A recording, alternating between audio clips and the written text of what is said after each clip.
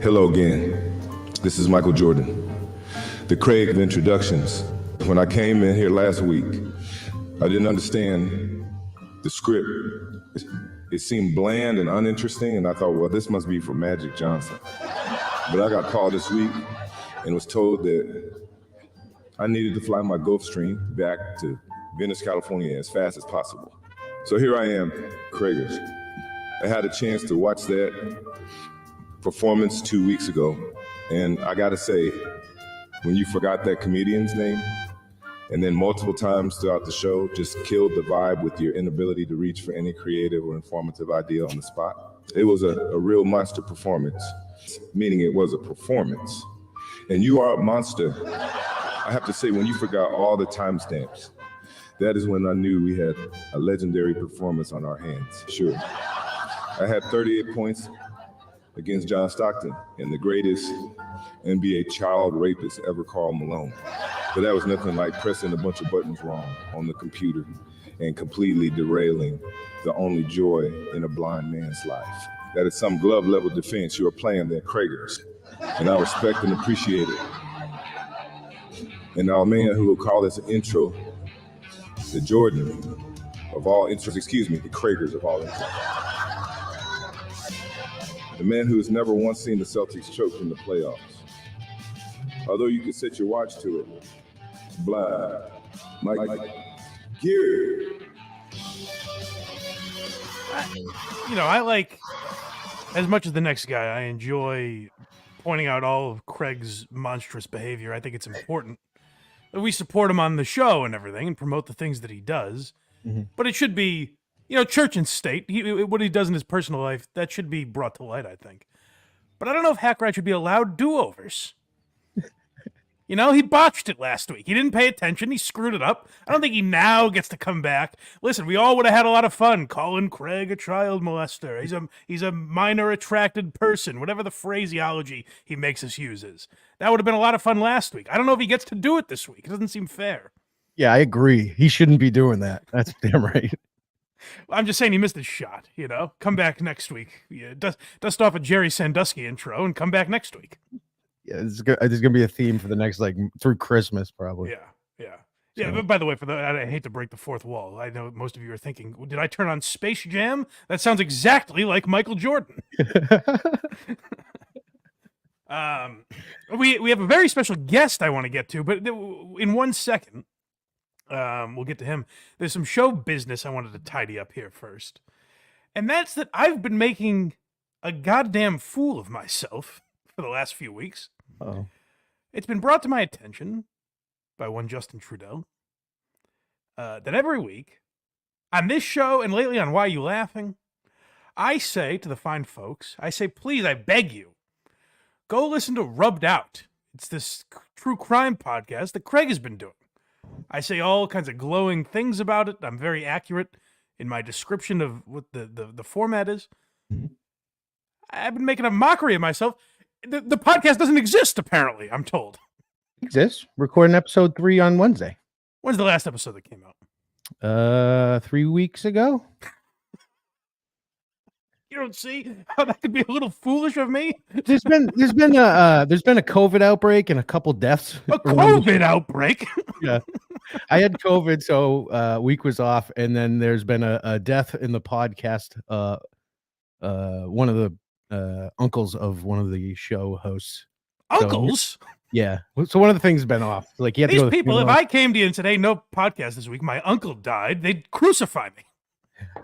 They're monsters. You can't allow that. I'm pretty close with my uncle. Well, yeah, sure. That's what Craig and the rest of the group calls themselves, the uncles. Like that? Well, yeah. I mean, I guess go subscribe to Rubbed Out if there's ever another episode. Episode 3 coming out soon. Yeah. And then episode 4 will be in a month and a half. It's always fun to guess when a podcast comes out. Yeah, we do say, it's like once or twice a month. There's no set thing yet. Yeah, that's the spirit. Yeah. I think so. So go support Craig, I guess, and you can support us, for goodness sake. BlindMike.net. Go there, subscribe, support the show for free on all your platforms, all your various platforms like YouTube. That's probably the most important these days, they say, but you've also got Apple, Spotify, everywhere else. So go subscribe for free. If you want to throw a few bucks behind the show, you can subscribe on Patreon, or you become a YouTube member. You get bonus content there. You get Why You Laughing, bonus episodes, and episodes a week early. If you want, a one-time donation, I guess the best way would be to super chat the show. That's what the super chats are for. And we are live, so feel free. I will read that. We are live. Feel free to throw some super chats. And blindmike.net is the easiest way to find all of those links. If you would like to support the program, as well as Why Are You Laughing and Who Are These Socials, all those links are there. Me and Carl just did a bonus episode reviewing Julia Fox's book. That was way more fun than I thought it would be. Boy, is that book terrible. The reaction to it has been very positive from what I've seen. People seem to enjoy it a lot. Me and Carl only got through the first 25 minutes of the book, which I think is a good sign, given the fact that it's 10 and a half hours. That should get, if we do one every other month, that'll get us through the next few years. It'll take us longer than Quincy to digest. So yeah, go subscribe for all kinds of stuff like that. Even though I guess Carl said the video got taken down. The audio is still up, but the video got taken down for some reason. Yeah, the DeCaro thing all over again. Yeah. Yeah, hey, go after Justin Trudeau, Julia Fox. He's the real menace. It's his fault. All right, let's bring on our guest today, who I think is going to hang with us for some of the topics, but I want to talk to him for a minute. Based on some of the things he said before the show, I don't know if he's ever listened to this show, even though I've been a guest on his program. Everybody, you guys liked when we talked about him a few weeks ago. I hope you guys have checked out David Collins' 30-minute half-hour show, because our guest today is David Collins. Hello. What's up, buddy? What's going on, buddy? My name's David Collins. I am host of David Collins' 30-minute half-hour show. Thanks so much for having me on the show today. And there's a couple of things. I've taken a couple of notes. That's correct. I'm not too familiar with your show format. Craig, is that correct? You do a true crime podcast, but focusing on COVID deaths. Yes, yep, that's exactly it. He calls it the real crime of the 21st century. Yeah. It's a fascinating format. I haven't heard that before, but I'm glad that you've had me on the show today because there was something that we actually needed to confront you on Blind Good. Mike. Jerry let me know that there was an issue maybe earlier this week or a couple weeks ago. You've been spreading rumors about the possibility that I may be appearing on another show, specifically one with Bob Levy. Yeah, well, I've heard this. I heard Hackrod was trying to get you to be part of the Levy-verse as their newsman or something. Is there no truth to this? Unfortunately, that's all rumors. Levy is very sick, as far as I understand, so there's no truth to that at this point. Oh, is Bob Levy dying? I didn't know this. Just doesn't respond. Can you hear me, David? Yeah, no problem at all. Craig, you'd be a fan of the most recent podcast guest that we had on the show, Joe Gorman. He runs a show called Buff Boys Podcast. Okay. And when you search Buff Boys Podcast, you also find a playlist that I believe you may be interested in. I've taken a couple notes here. Rubbed out and maps are a couple keywords that we pulled out here. So I just wanted to throw that your way. Joe Gorman, Buff Boys Podcast. Yeah, I actually listened to that episode. I listened to Joe Gorman and the Andy Malafarina episodes, which aired after I was on, I believe. Is that right? That's exactly right. So glad that you become a fan of the show. It's really fun that we've been getting so many great comedian guests. Bob Levy was another one that we were hoping to get on the show. Unfortunately, that may have changed at this point. Well, he's so sickly. Yes, I don't know how much longer he has left. That's a good That's point. what we're hearing. Yeah. So tell me a little bit about David Collins' 30-minute half-hour show. First of all, is it available on all platforms? It's available on all platforms. You can find it on YouTube, anywhere that you find a podcast. It's a morning radio show of types. I was fired from my radio station back in April of 2022, and there was a bout of depression for a period of time. But at the beginning of February this year, we decided to start a new show. I combined my efforts with a few comedians in the area that were able to come on as guests on the show or maybe submit a voicemail or two. And we have this new show, and now it's really been growing. It's become an international show, in fact. What's a depressed David Collins look like? Because in my interactions with you, it's all very even-keeled. You've kind of been the same. I can't imagine you going up or down at all. What was the depression like for you after you got booted from radio? That's a great question, Mike. I really try I try to stay positive on anything that I participate in. So I don't want to get to, a lot of bowling, a lot of kick the can, not a lot of productivity. Gotcha. I'm really a broadcaster at heart. And, if I'm just sitting in my place by myself, something must be wrong. Okay. And you started radio when you were 18, is my understanding? That's exactly right. And I think that's a common thing within radio. I think it's a bug that people get at a young age. Right. All right. Well, David, I know this isn't your usual format, so you're not familiar with the show. How did you find me? Friend of the show had recommended. I'd have to go back through the emails here, but we get emails, people suggest guests, and we reach out to them through email or through Instagram. And that way we can try to get a variety of people on the show. Okay, so it's interesting. I became a fan of yours. It seems like you did not become a fan of mine after interacting with me. Would you say Well, that's we're accurate? learning more about you. I found out that you're actually a large fan of comedy. Not a lot of people know this about me, but I'm also a large fan of comedy. And I think we have a lot of fun facts that we might be able to go back and forth about when it comes to comedy on this subject. Who are your favorite comedians? My favorite comedians, Don Rickles, Sure. Norm Macdonald. Unfortunately, Okay. I would say many of them are dying at this point, and it's very unfortunate. I can't name any living comedian that I'm really following. Oh, really? Okay. Matt Rife, of course, I did catch his new special. I'm not sure. It was a little more aggressive, though. I like lighthearted comedy, and that's what I was expecting to see. Unfortunately, it was much darker than I had anticipated. Actually, we are going to be talking about Matt Rife's special today. Would you want to just dive right into that? Well, that's interesting. That's something that I might be somewhat familiar with. I saw you were talking about some politicians also. We usually try not to get political, so I'm not too familiar with some of the other people you may be talking about. It's not what it seems like, for sure. What politicians are we talking about? Ojeda. Oh, yes, that's true. He's a very serious man. So we'll maybe save that for later in the show. But yeah, let's get into Matt Rife, Craig. What's that? What'd you say? A Serious Man, 2010. That's a good point. Yes, I'm glad you. You have to excuse me. I love a fun fact. I apologize. Keep them coming. I know. Please keep the fun facts coming. I enjoy them very much. Yeah. So Craig, let's get. Oh, this is the other gripe that Hackride had with you. And David, you run a very professional operation. I know Jerry probably. Well, that's helps very you out sweet. with Speaking of Hackride, what a professional operation he runs. You see, you can't. It's. I swear to God, he's going to smile by the end of the show. David, if I said we wanted to break you, would you understand what that meant?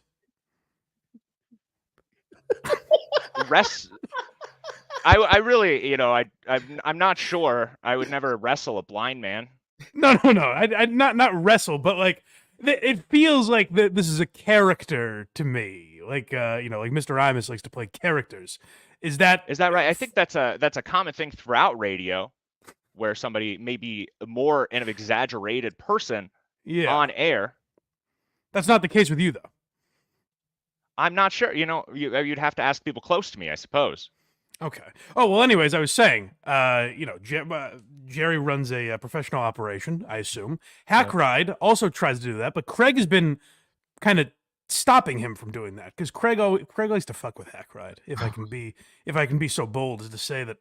Well, that's good. Every show should have some sort of heel. I think that's a good formula. Oh, that's definitely what Craig is. Yeah. So it's important to Hackride that we have timestamps in the episode that differentiate the different segments.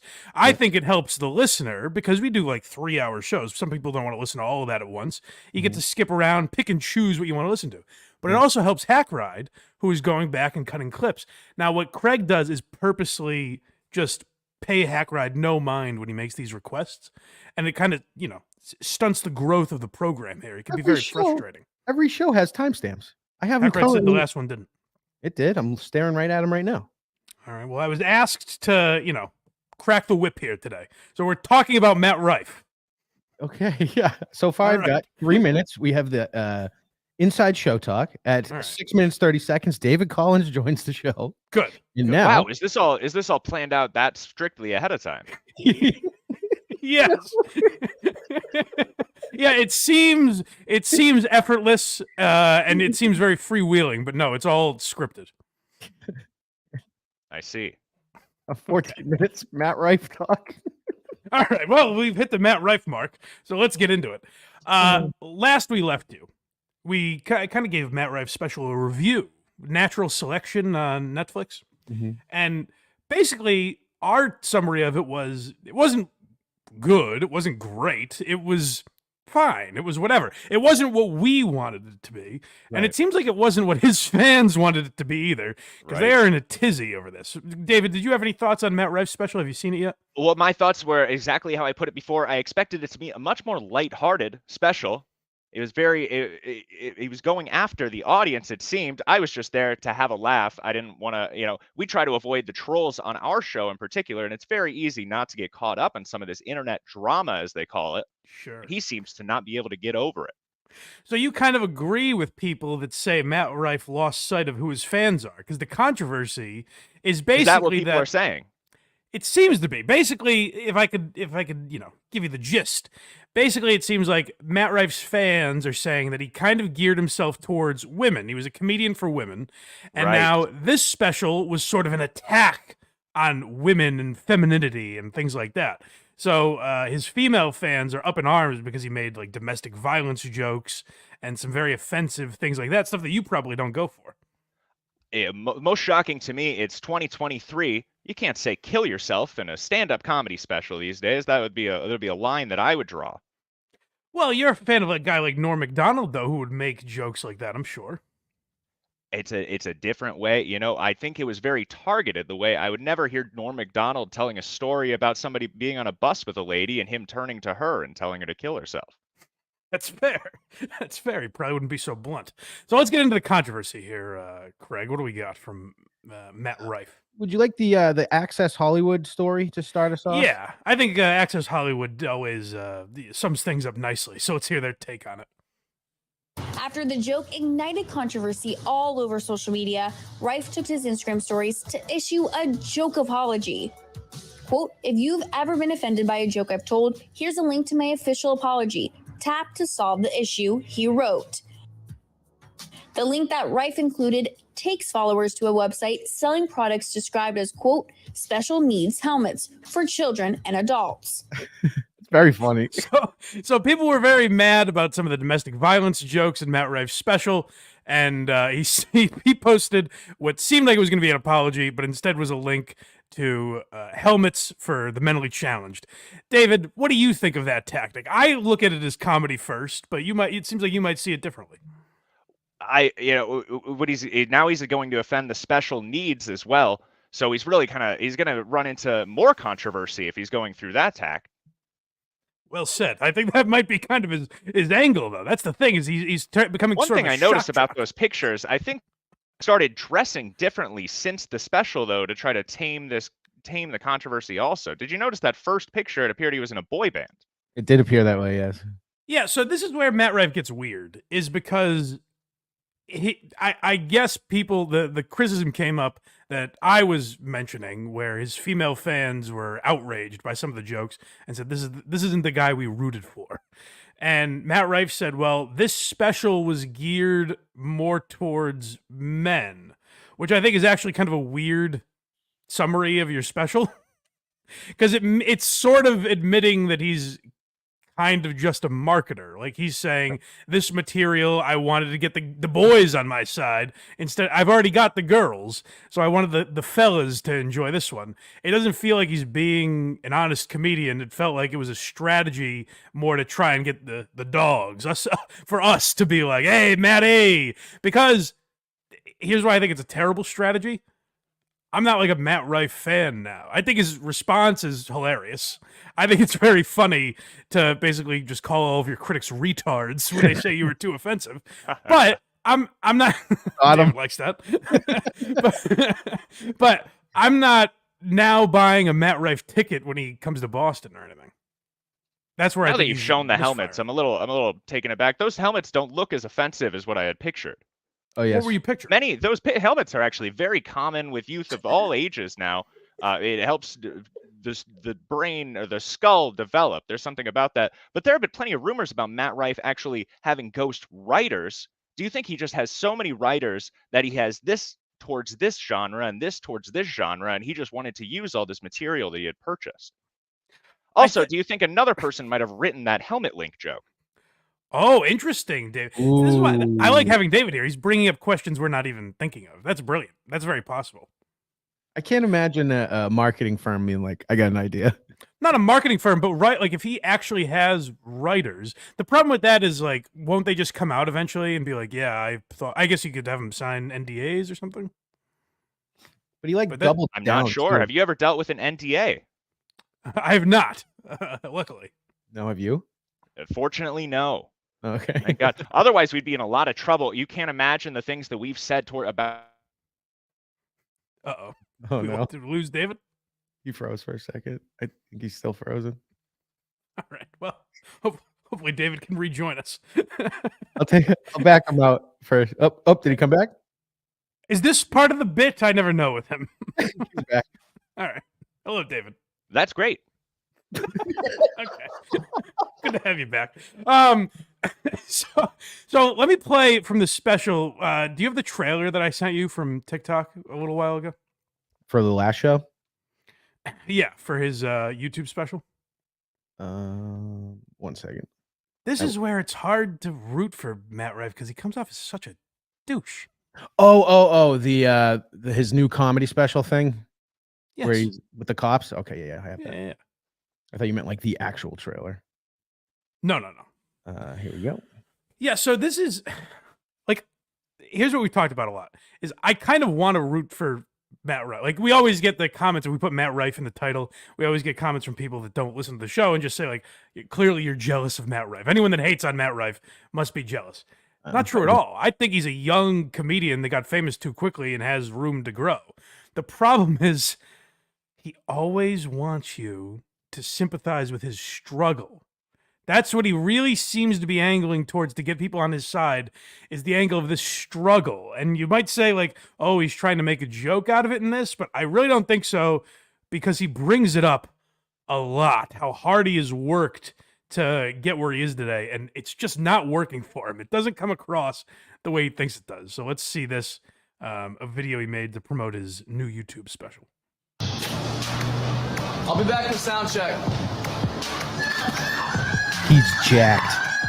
He sure is.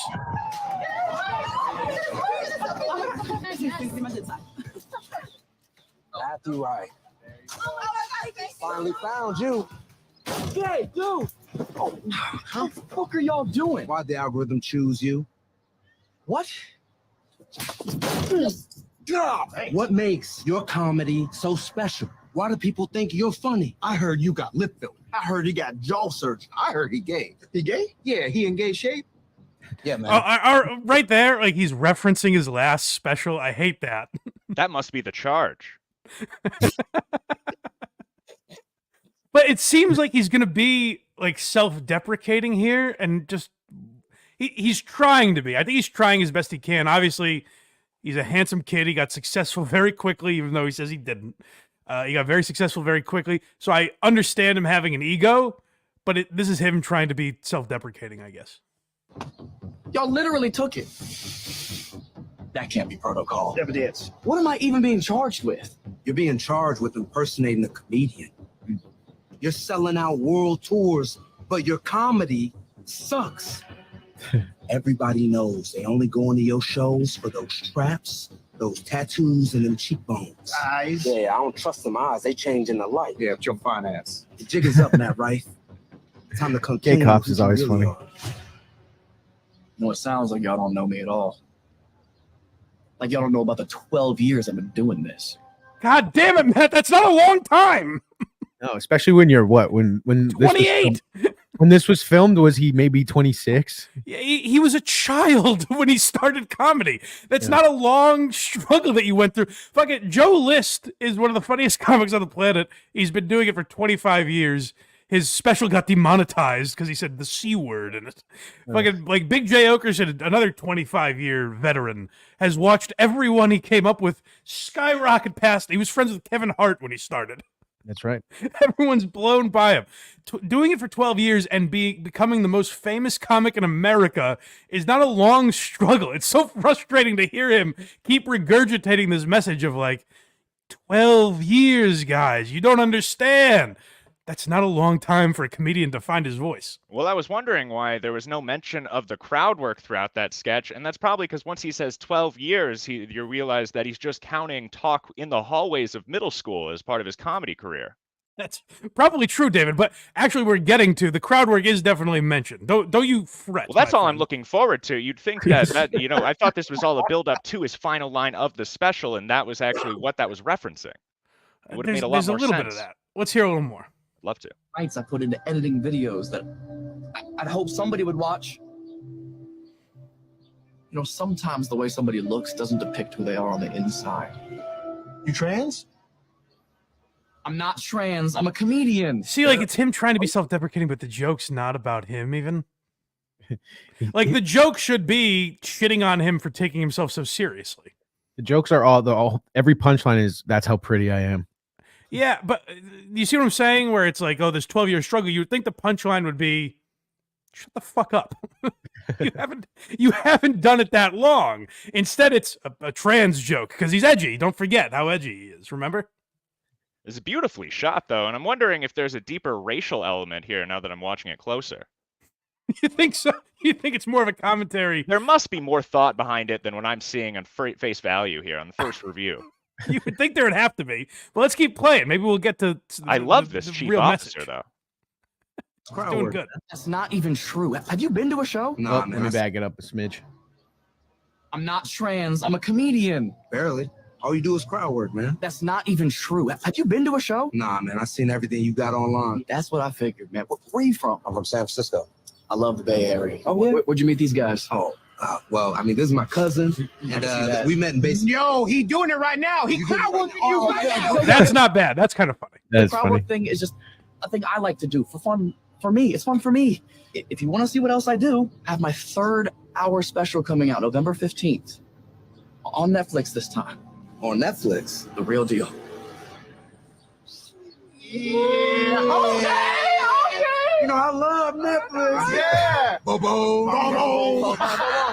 And look, we'll let you off with a little warning, but only on one condition. My wife is a fan. Unbelievable. What's her name? Her name is Frank Aaliyah He's really the fan. McQueen.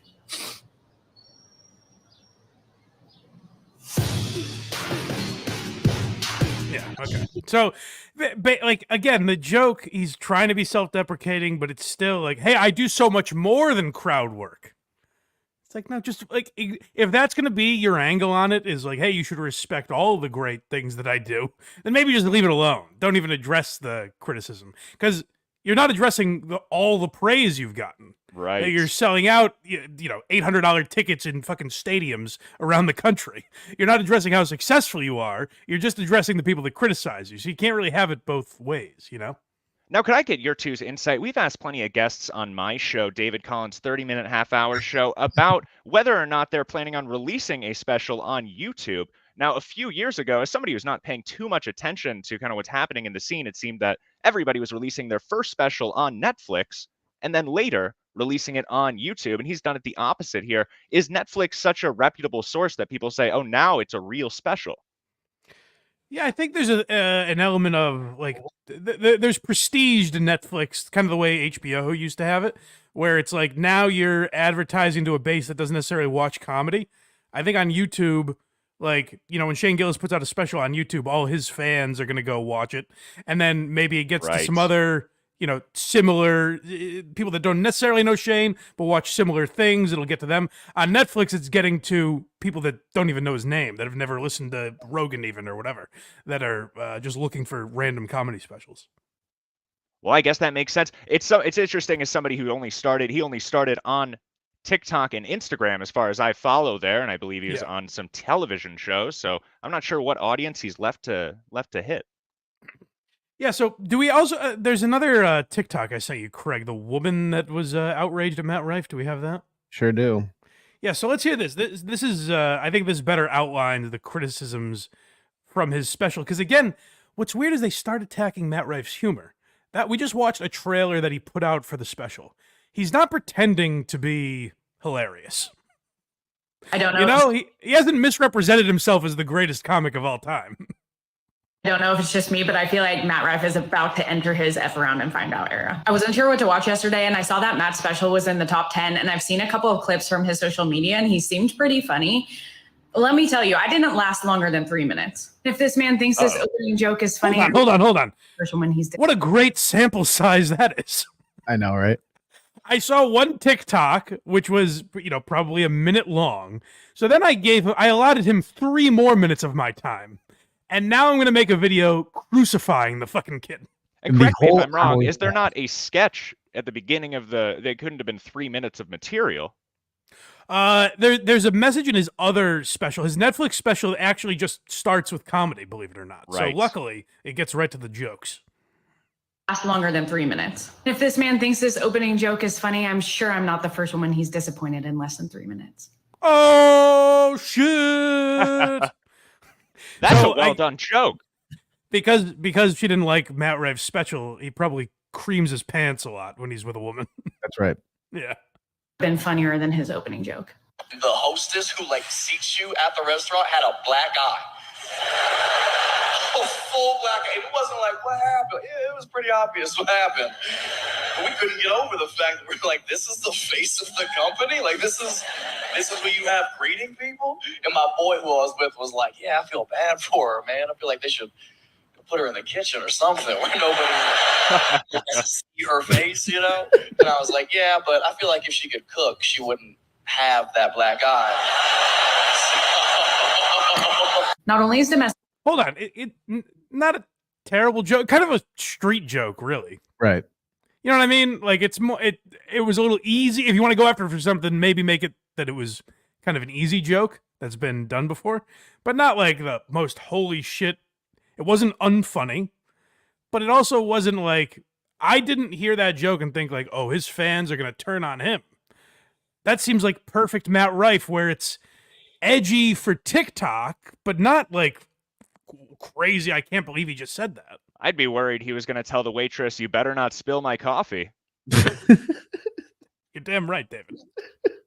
Violence just not funny in general. The fact that he justified being hit because you're not a good cook just makes Hold on.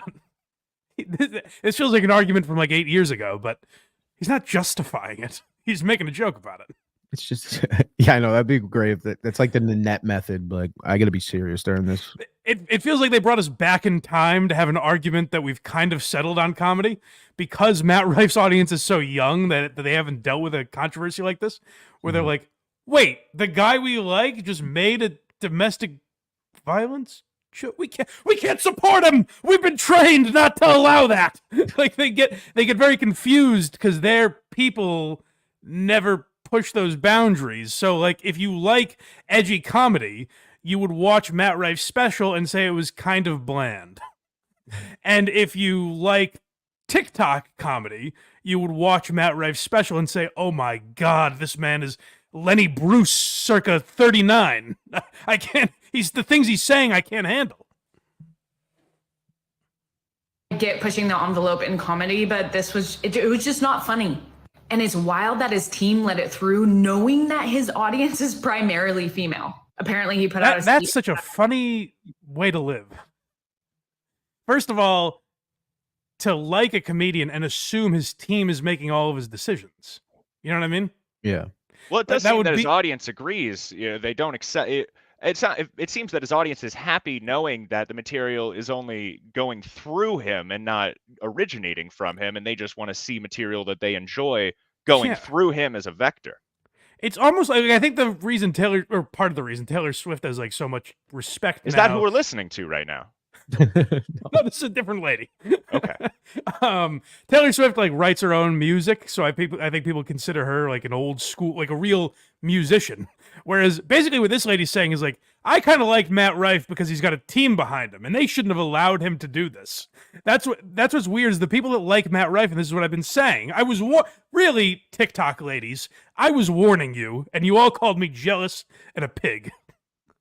You said I was ugly and Matt was hot, so I must be jealous of him. But really, I was warning you because it seemed like they just liked the formula, and when Matt Rife strayed from that formula, they all lost their minds.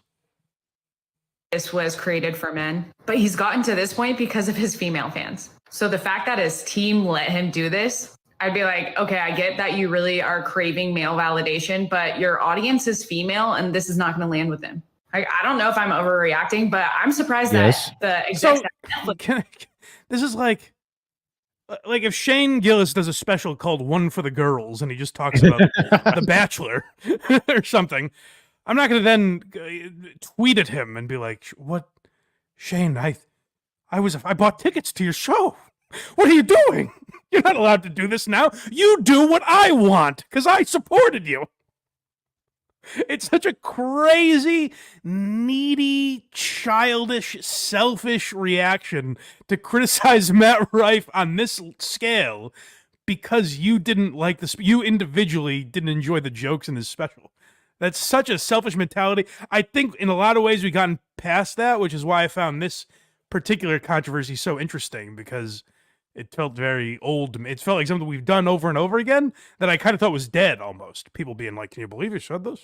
I don't know. I think it's great. This is the problem with TikTok is this video.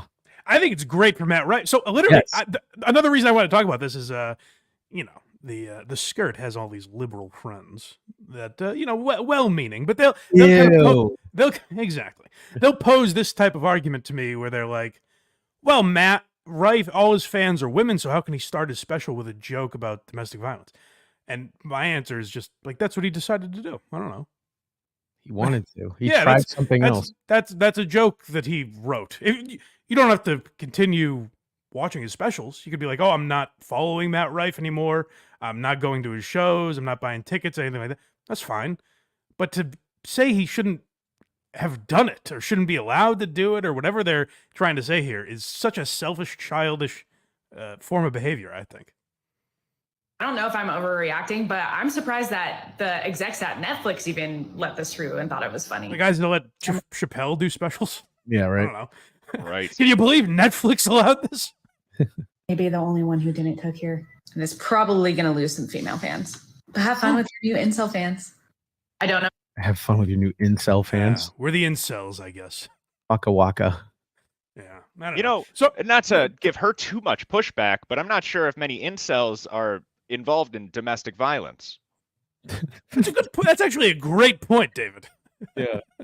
It's true. They're not around them to begin With all due respect. That's very true. No, you make a good point.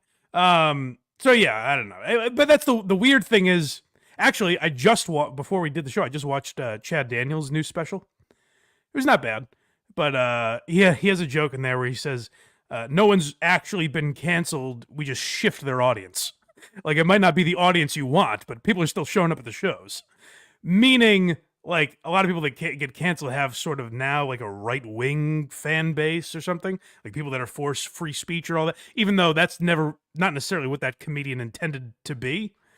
I don't think Matt Rife is going to experience that. I don't think the boys are going to start showing up to Matt's shows just because he got in this trouble, and admittedly had a very good response. Hey, you're a retard, I think is the way to go about it.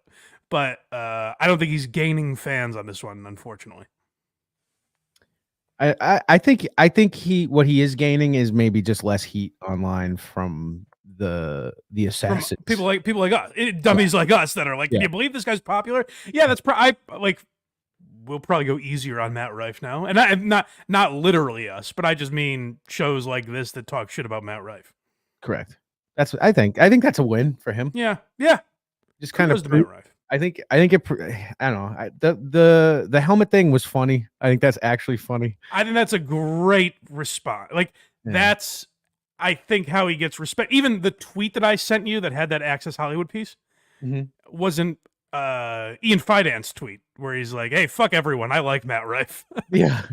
And I think you're right. That's what he's getting now is people who are like, well, at least he's funny first. Like he cares about being funny on some level, I guess. He's showing that they're coming out saying like, "Oh yeah, he only has women, blah blah blah," but he's proving that he doesn't necessarily care.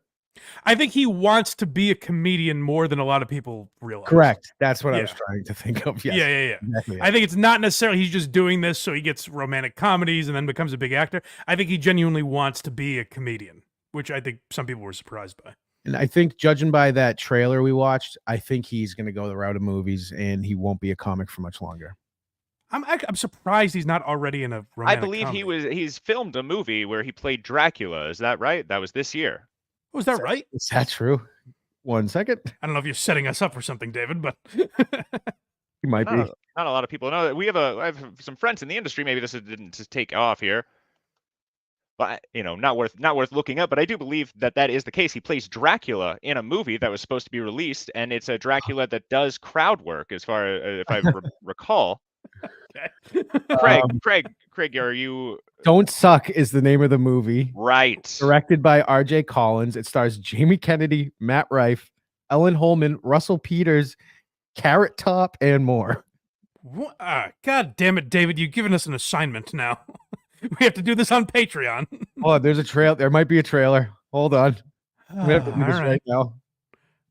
David, you have no idea the rabbit hole you've just sent us down. Uh-oh.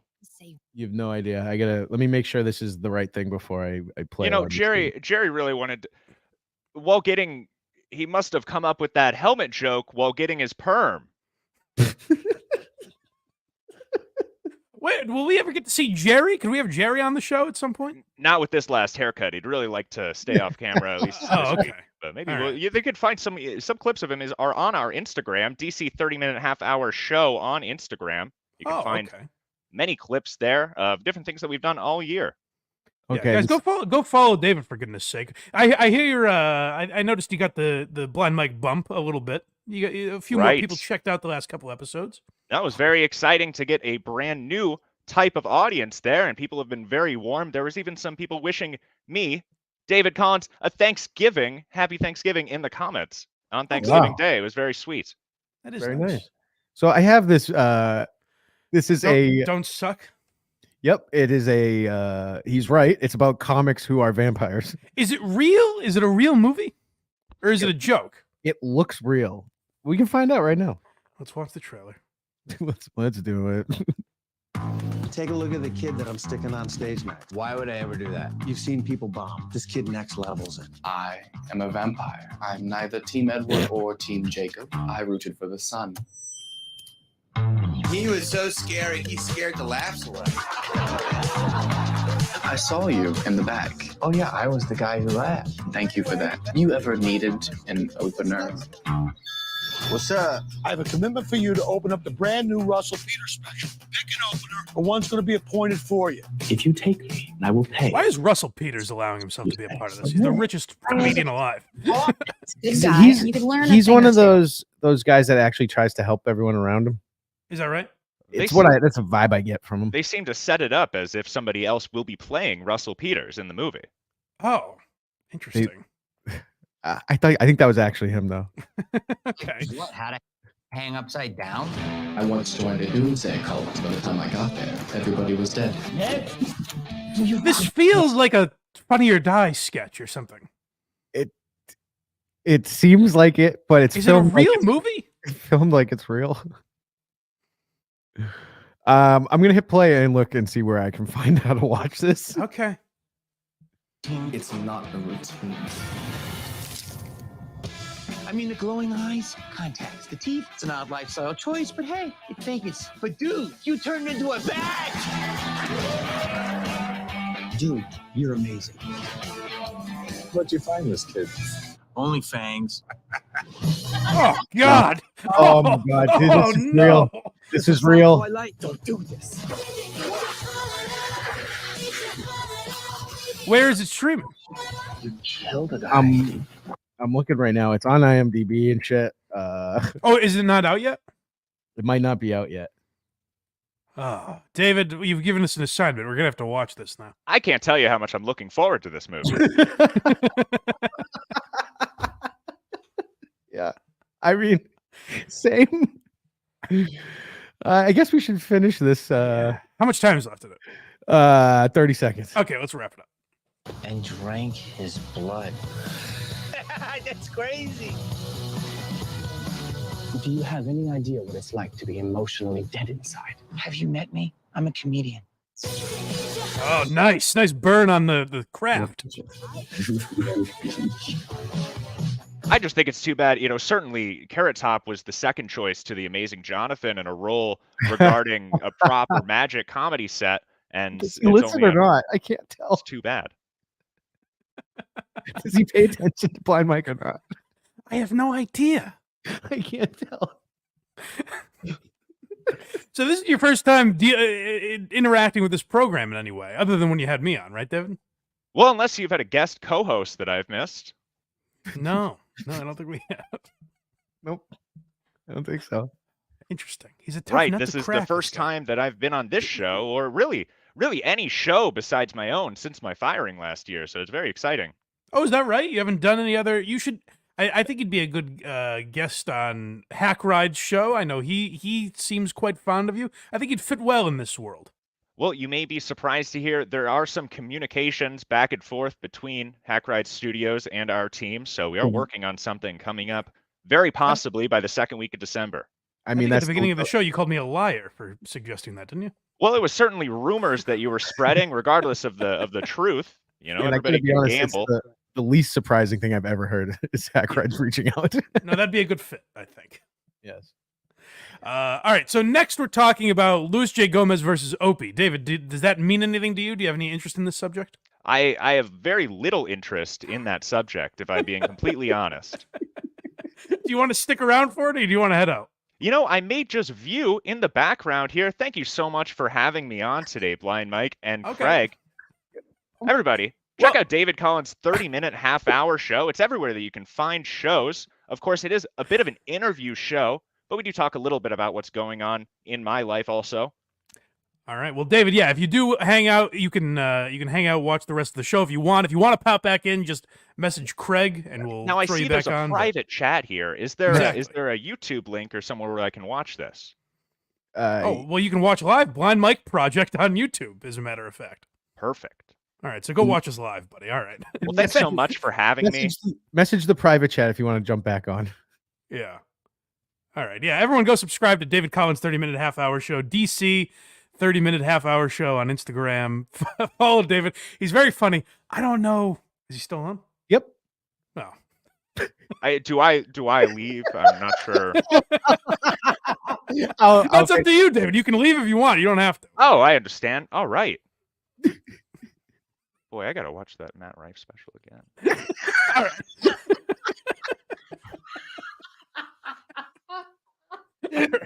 So David's gonna hang out, it seems like, and we will talk about this Luis J. Gomez versus Opie controversy, because I found that very interesting. Me and Carl talked a little bit about it on the bonus episode. Oh man! But we got to break this down real quick. Dang Lizard, €5. Oh yeah, that's right. It's just the only one, but it's on Matt Rife before we move on. Gotcha. Was that an ad for Matt Rife's new movie, 12 Years a Crowd Worker? Yes, the oppression that Matt has faced, that would be a better subject, I think. A better parody, if that's what they were going for. For sure. I enjoyed the David Collins experience. I hope he comes back. I enjoy him so much. Yeah, he's the greatest.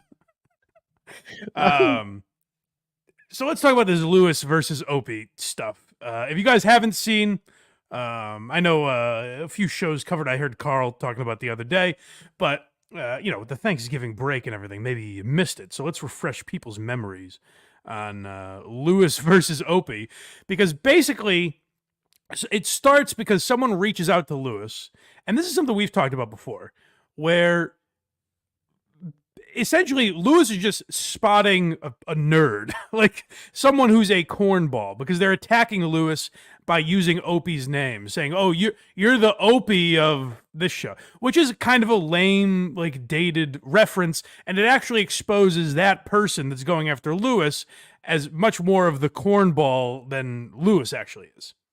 Yes. So that's where this starts, is Luis responding to someone who is comparing him to Opie, basically. Yeah. Do you want the Opie video breaking it down? Let's go through the tweets first, just to give the proper context. You get these in the proper order because there's several. But yeah, shit. David's blowing my mind here. Okay, back on track. Is he still here? No, Oh, I think he's about to be in the chat, or he's maybe already watching Matt Rife's new special. What it sounds like. Yeah. So do you think does he know this show at all? What's your verdict, guys? In the chat, what do you guys think? Does David has he watched this show? Is he fucking with it? What's going on? I think he might, but regardless, that is how the David we saw today and that we saw when I was on his show. That is the guy I've corresponded with in every message. Yeah, before the show, it was the exact same guy. So I don't know. It was the exact same thing. But he's too funny to I don't know. He's a funny guy. But all right, let's look at these tweets. Yep. So Opie says, well, let me pull it up here. Let's go with Lewis says first. What he said first was in response, wasn't it? Yes, but just go to the beginning. go to what Opie is talking about. Why is Opie angry? Okay, it's Luis J. Gomez. He tweets out, "Yeesh, an Opie reference. Tell me you're 50 without telling me you're 50." Right, which is again, that's not. I guess it's an attack on Opie in the sense that Lewis is saying like Opie's been irrelevant for a decade. You're old. Yeah, so you sound like an old man by making that reference. Even like I'm an Opie and Anthony fan, but I wouldn't think to criticize a current comedian by comparing them to Opie, unless like if it was in the context, like if I was on WATP because that's a familiar reference there or something like that. Mm-hmm. But just out in the world, I don't think most people are going to get an Opie reference, you know? So that's really what Lewis was saying, basically. Right. And then now, fairly mild comment by Lewis. You could say, and I'm willing to say it's a dig at Opie in the sense that he's calling him kind of irrelevant. So Opie has a very measured response and doesn't escalate things at all. What does he say? No escalation whatsoever. He says, yo, Luis J. Gomez, you piece of shit, stop playing tough guy. You piece of shit. Yo, you piece of shit. The first sentence out of his mouth. I have no issue with you and you know it. Take this garbage somewhere else. Hold on. Let's rewind that for a moment. Mm-hmm. No issue with you and you know it. Lewis didn't claim there was an issue. Opie just can't take any. This is where Opie's like, oh, you're lying about me. It's like, Lewis didn't say anything about you. He can't be. How can he be lying? He's lying. Yeah, Opie is Bobo, oddly. He's right. become Bobo after all these years. Right. I have no issue with you and you know it. Take this garbage somewhere else. Go use someone else as your punching bag. Hold on. He did take it somewhere else. He wasn't talking to you. Correct.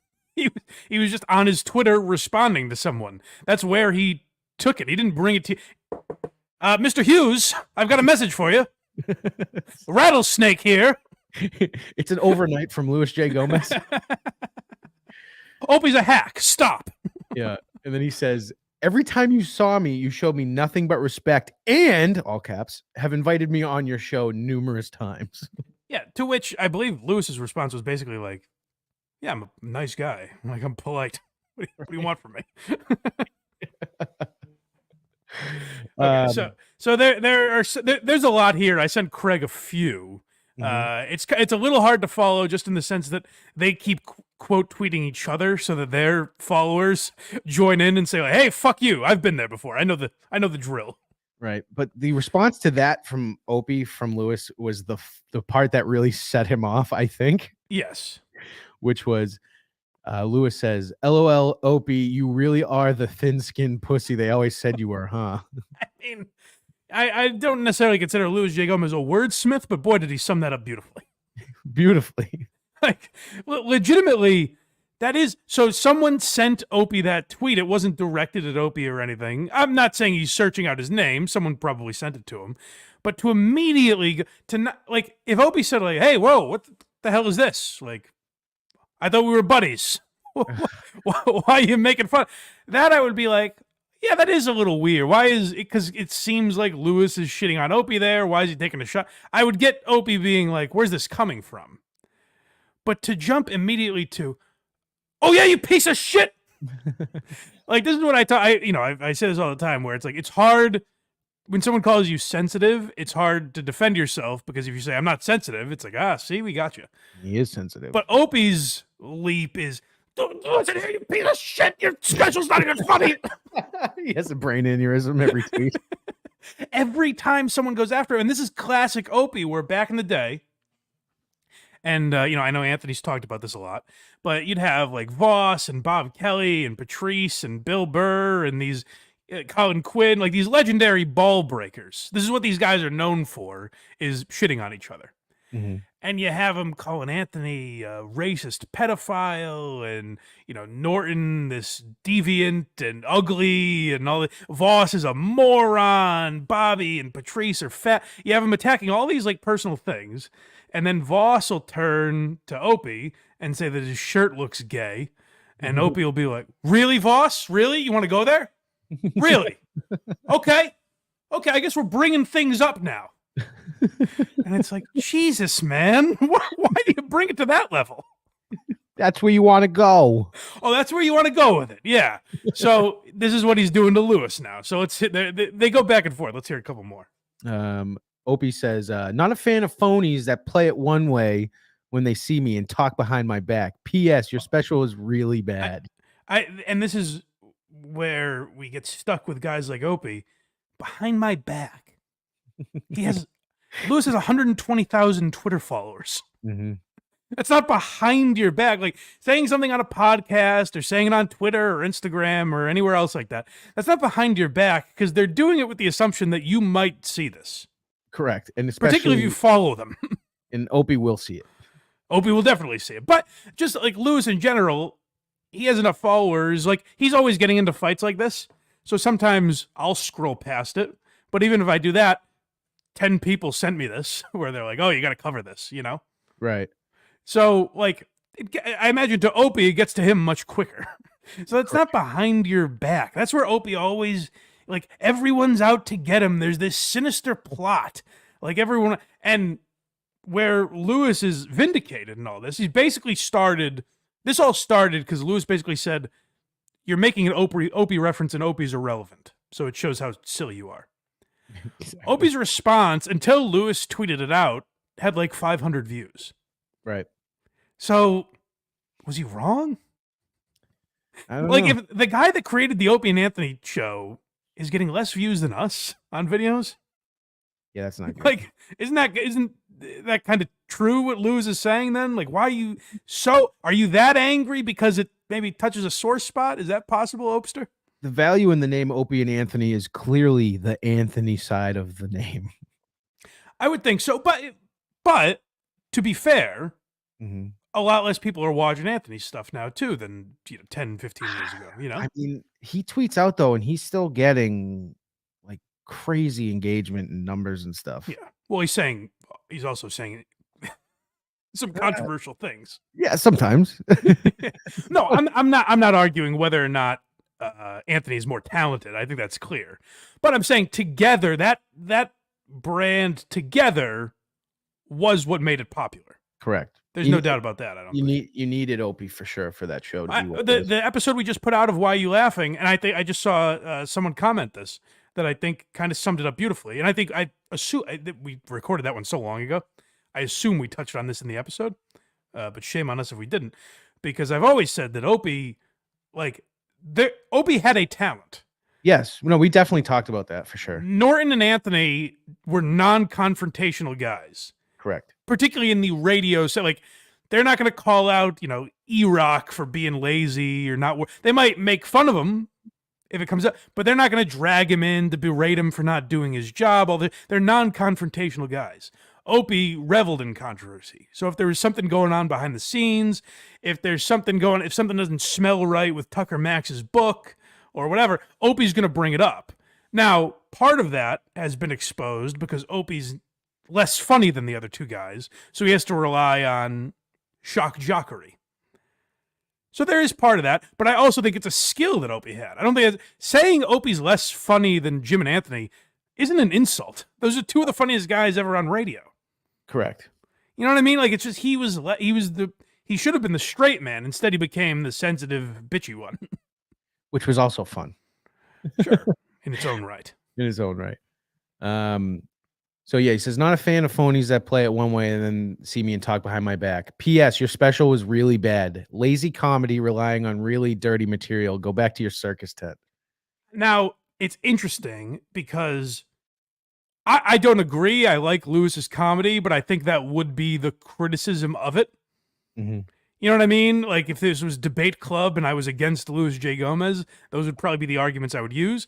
What I noticed is that's exactly what he says about Jim Norton's comedy now. Oh, yeah.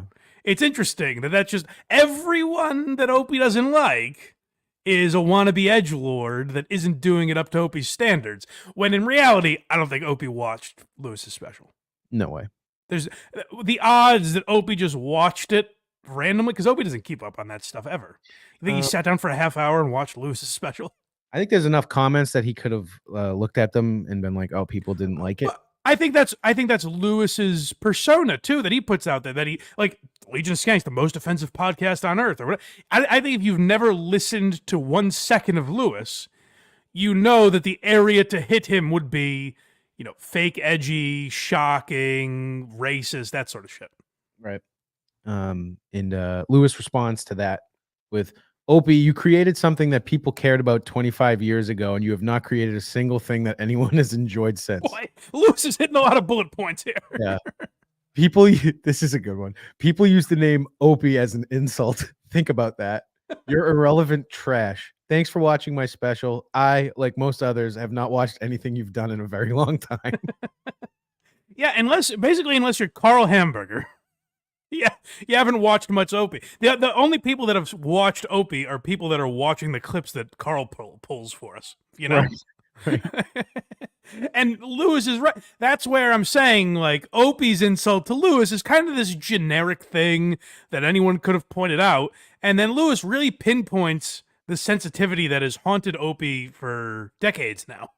Yeah. But we have a video of Opie talking about this here. Do we also have? Could we play first the clip from Legion of Skanks? Oh yeah, sure. Let's hear that first, because I thought this was one interesting thing. Because Lewis also hits on something I've been talking about the Dabbleverse.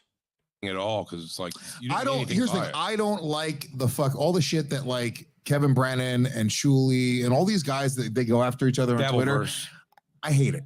Sure. I think it's fucking. I think it's gay. I think. Hold on. Can I go back? I like that Jay clearly follows all of it.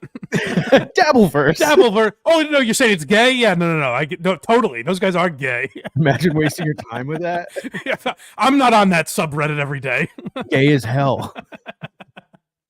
Guys, they go after each other on Twitter. I hate it. Sure. I think it's fucking. Sure, yeah, no, of course you would. He's so defeated. I rewound it again because he's so defeated. He says, "Sure." Yeah, no, totally. I mean, it's for queers, right, Lou? Sure. Each other on Twitter. I hate it. Sure. I think it's fucking. I think it's gay. I think that we're all funnier than that. So I don't like the contrived radio drama. And I think part of it, he was like, oh, let me lean into this and fucking have a 2 days of relevancy. Because the only time anybody's been fucking talking about Opie for a little while. So after this, literally by the end of this episode, I'll be done talking about fucking Opie. And that'll be that. Yeah. And so, first of all, I think he's right. And especially with, like, so I'm really into radio drama, as you know. Mm-hmm. And that's why I like with Kirk's show, it's never fake. I think the stuff that I like about Barstool isn't fake.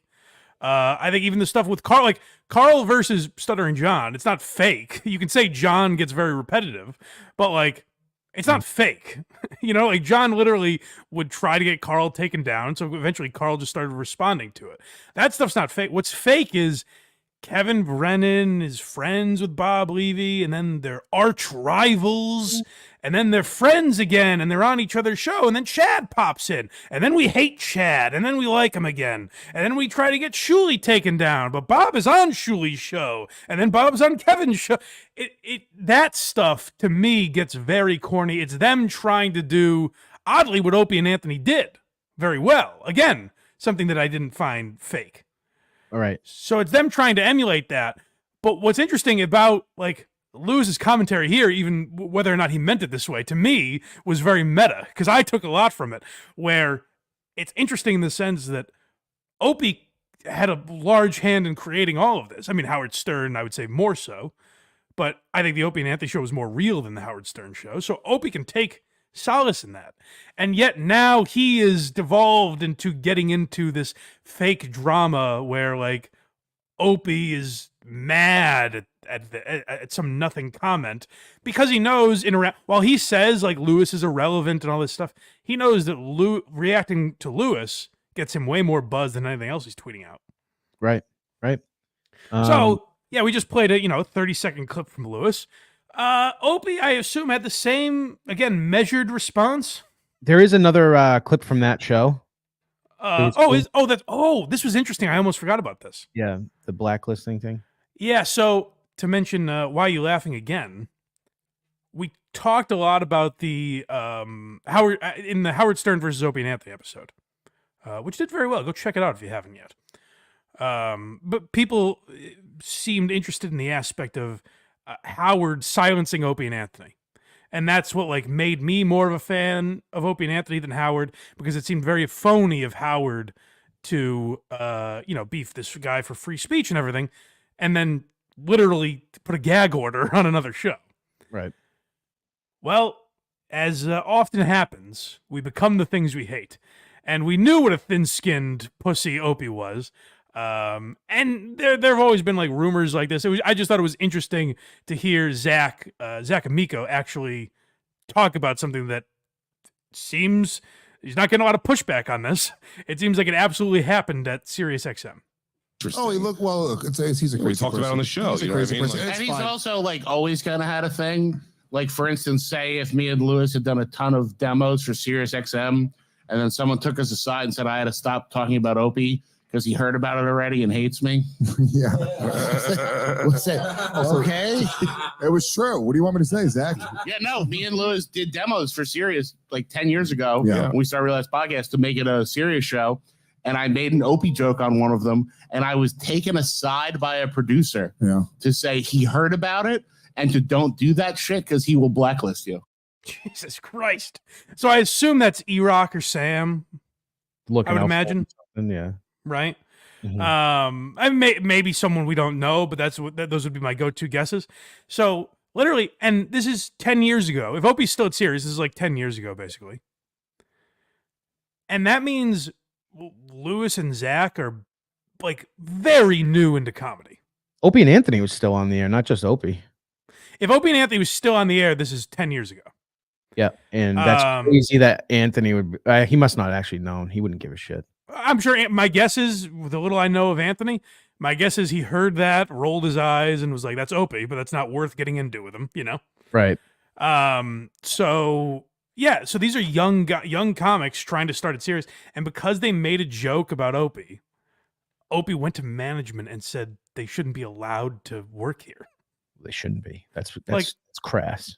That's Opie in a nutshell. That's who Opie is. And that's the stuff he'll call that a lie, I'm sure, whatever. But that's the kind of guy that Opie is. So now let's hear Opie's response to all of this. Because like I said, the Legion of Skanks guys, the people he calls, wannabe edgelords and all that stuff, they had a pretty measured response to this. What's the Opster say? And forth. This Gomez took some cheap shot at me, and I hit him with a sledgehammer, and then I turned off my Twitter. Hold on a second. There's a couple of things there. Hey, I hit him with a sledgehammer. I mean, to be fair, it kind of was in response to what he said initially. It's kind of like, Jesus, dude. It was more of like a car backfire where you're like, what the fuck was that? Oh, it was nothing. He took a sledgehammer and hit a rake with it, which bounced back up into his own face. As he's been doing since the Opie and Anthony show ended. Right. I hit him with a sledgehammer. This is where Opie's like fake bravado gets him nowhere. Because like, who does he think he's fooling? I have no idea. Let's see. I enjoyed the rest of my day. How did? Also not true. We just read a series of tweets. Yeah, I was gonna say that's also just a big pile of bullshit. I turned off my Twitter. Now we'll get to some of the Twitter activity that we're involved in a second. So he definitely didn't turn off his Twitter. But let's hear the rest of this rant. He get me, brah. I hate two-faced people. I hate phonies. Luis Gomez is. By the way, I don't know if you hear this. This is one of the biggest broadcasters in the history of the medium. Certainly comedy radio. Yes, absolutely. He's like an average, for the people that don't know, he's like an average comedian. He's not even close to as good as the rest of the New York comics, but the rest of them, all of them, like open mic. He's an average comedian, but he's not. How he has to be better than some of them. Has to be, or Skank. To be average. That's how average works.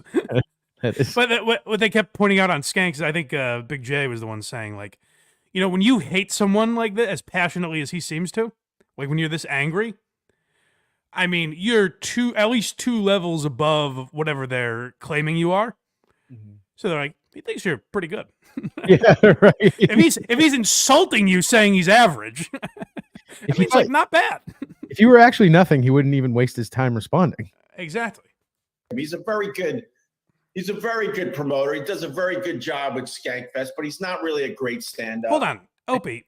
This is where again Opie's fake. He's ranting about Louis being funny. How would you know Skankfest is good? Yeah, no kidding. I've been there every year. I've seen Anthony there. I haven't seen you. I don't see well, so maybe he's lurking around. But he could be. Yeah. He honestly wasn't good enough to be on the Opie and Anthony show back in the day, and he certainly tried, but he just wasn't good enough. Okay, another lie. This is what Opie does. Everyone he feuds with, they're like jealous of him. Right. So he certainly tried to get up on the Opie and Anthony show. Louis was in comedy for maybe a couple years when Anthony got fired. For like 4 minutes. and Louis's friends were barely starting to get on. It's like Dan Soder had been on a couple of times. Chris DiStefano had been on a couple of times before Anthony got fired. It's like that crew of guys was barely scratching into the Opie and Anthony show. I think they were a couple years away from having like Mark Normand on and Sam Morrill and Tim Dillon and that group of guys. Right. So like Louis, the idea that he'd be bitter about not being on the Opie and Anthony show, he wasn't close to being ready for that yet. Like right. it wasn't possible. It's like me being bitter for not having been on the Howard Stern show in its heyday. Right. It's like I was fucking 12 when he left terrestrial radio. That doesn't make any sense. Years, he takes little cheap shots at me. When I got let go at Sirius XM, he was pretty happy about it. For what reason, I don't know, because I was always very, very nice to him. Okay, this is another where Opie fogs the timeline. Mm-hmm. What he's saying is when like the Skanks guys were on Anthony Cumia's show, they would laugh at the jokes Anthony would make about Opie. That's what Opie's like bitter about. Right. But he goes, I was always very nice to him. Opie met Louis long after that, like years after. Right. And the thing is, though, it's like they were saying horrible shit about Opie back then. Well, I don't know if those guys were, though. No, they were. That was when I was like full blown in on Compound Media. It was that they were time. saying horrible shit about him? They would just trash him all the time. I mean, like, oh yeah, but they weren't. They were saying he wasn't funny. They weren't like going after his fucking. Oh yeah, his kids. Yeah, but I mean, like, but what they were saying, if Opie heard it, he would be reacting like they were in his front lawn. Like, oh, of course he would be. Yeah. Held a grudge because he was never on the Opie and Anthony show, but the fact is, he just never made the cut. He wasn't good enough. And then. And this is again where Opie gets all fucked up because he also says Jim Norton wasn't good enough to be on the Opie and Anthony show. He was. Like, well. Anthony's network and quickly started trashing me because everybody that works for Anthony has to trash me. So then one day I went over to gas station. Yeah. So he starts explaining like they're really it's a lot more of the same where he's like, I was nice to Louis. How could you betray me like this? When Louis is like, I was making a fucking joke, man. Leave me alone. Now, can we get to one more tweet from the Opster? Yeah, we sure can. What the hell happened? Wait. Are we friends with him? Okay, I was like, I hope we're talking about the same one. Yes, we are. Yeah. So somebody said. So I'm minding my business on Thanksgiving. Yeah. I hop onto Twitter. I see a few more notifications than usual. Why would that be? Someone named Carly said, at Opie Radio, you heard at Blind Mike singing your praises on YouTube. Happy Thanksgiving. Which gets quote tweeted. Thanks, Carly. Quote tweeted by Opie. It says, well, thanks to @BlindMike then. You're welcome, Opster. You got it, buddy. Anytime. The man. He's always been great in my book. Oh, we're best pals. I've always defended him. Yep. You know, I've always been singing his praises. We work for the same people, you know. That's very funny. That's how like needy Opie is for praise. Yeah. Where someone just says, hey, there's no facts behind it. I don't even know what they're talking about. And someone just goes, hey, did you hear Blind Mike singing your praises? He's like, wow, thanks, buddy. I really appreciate you having my back. Hold on, let's pause for like 2 seconds and say some nice things about Opie and hope someone clips it and sends it to him. Oh, I mean, the Opie and Anthony show wouldn't be the same without Opie. That's what a lot of people forget is, you know, you hear this stuff, he steered the ship. That's a way of putting him down. What really was the truth was he was the only one that wasn't afraid of controversy and conflict. And that's how he made the Opie and Anthony show so much better. Right. And like Anthony would just, especially Norton too, would just derail the show with his impressions and with stuff. their little jokes, their quips, they're trying to make each other laugh, distracting from the show. Sure. Yeah. But he shouldn't have got fired for taking a picture of that guy taking a shit either. That was just crap. That was crap. Okay. It's a fun little pun you threw in there at the end. All right. So yeah, we're friends with the Opster, I guess, huh? I love it. Yeah. I love it.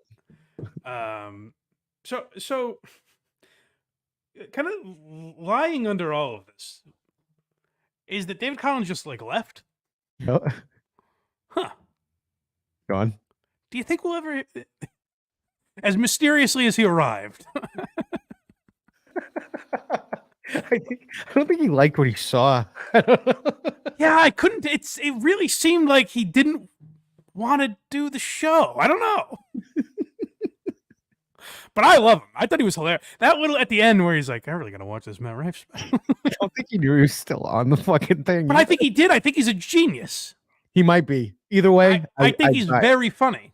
I believe it either way. Well, either way. All right. So let's switch gears here. Yeah. I almost forgot this. So I want to get into this Joe Rogan episode. Yep. I don't know if you guys will be on board with me on this one, but I just found this very funny. Where we were driving around for Thanksgiving, whatever me and the skirt were listening to ends, and the Joe Rogan Experience comes on, and it's an episode with Joe and The Rock, Dwayne The Rock Johnson, and they're talking about this workout they did. So we saw pictures on Instagram. I think we might have even mentioned it last week, but I hadn't heard this episode yet. So the guys, it's Rogan, Duncan Trussell, Shane Gillis, Tony Hinchcliffe, and Brian Simpson working out with The Rock in Austin. Correct. And I saw that and I thought, oh, that's like kind of funny. I'm sure they were just like fucking around a little bit in the gym, whatever. The seriousness with which these two guys talk about this workout, it has the makings of a Disney movie. Like this ragtag group of comics, I think is going to be the underdog story of the year. Because the way they talk about this workout, it's inspirational. Truly is, and I'm a big fan of The Rock. People pointed out that he lied a bunch in this. I'm sure he probably did he? Apparently, just his timeline was probably off, talking about, going to fight for oh man, what was that other promotion? When you were saying he was talking to Ken Shamrock about going to fight. I didn't get that far. I got like 15 minutes in. They were talking about motivation and working out, and I checked out. I'm watching the whole thing. I watched the entire thing. I'm like, all right, Joe Rogan's gonna be like, dude, what was it like being the fucking Rock? And it just like barely came. This is what. So we basically changed it because Al was like, "Am I crazy or is this really boring?" It was super fucking boring. Is it just them talking about Then I worked my tries on Tuesday. Yeah, the best part of the podcast was The Rock talking about how funny Shane Gillis was, and then Rogan going, "Yeah, Shane Gillis just kept going. That's the fucking Rock over there." Really, the energy that I felt is like The Rock is like, "Listen, I've risen to superstardom. I'm legitimately one of the most famous people on the planet. It was nice to be called gay as hell for an afternoon. It was nice to have that bring me down to earth." I also found it hard to believe that The Rock had never done a cold plunge before. Well, let's hear a little bit about this ragtag group of ne'er-do-wells that inspired these two so much.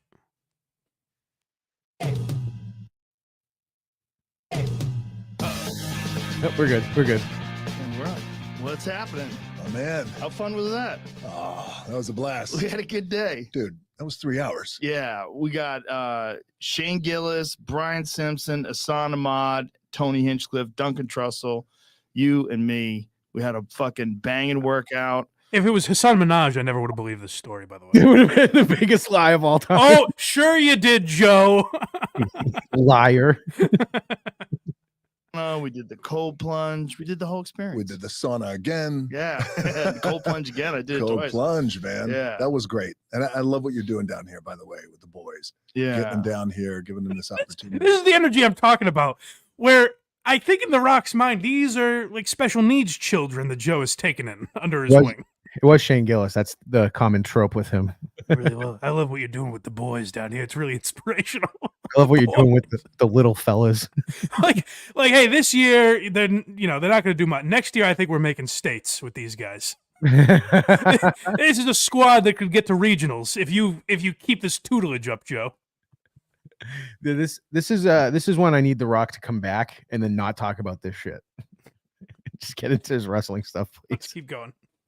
To get after it, not only in their craft, but also getting in shape. Yeah, And there's those guys are really two dudes with diabetes today. They just don't work out. So I'll give it to Rogan because like he does try to keep it a little lighter at first, and I think he gets sucked into this like inspirational talk. The Rock was truly inspired by watching fucking Shane Gillis plank, I guess. Yeah, it's like they almost forgot the cameras were on. He can't get over it. He's amazed by this. But we're doing it now. This is the third week. Yeah. And we've been talking about it forever. But when Shane moved to town, he's like, dude, I gotta get in shape. I gotta do something. I go, listen, let's start on Monday. That's the first one there. What's next? Next we have Thanks Joe. Well, this is like the way I can't. I'm not going to do a good job explaining this segment or walking you guys through it.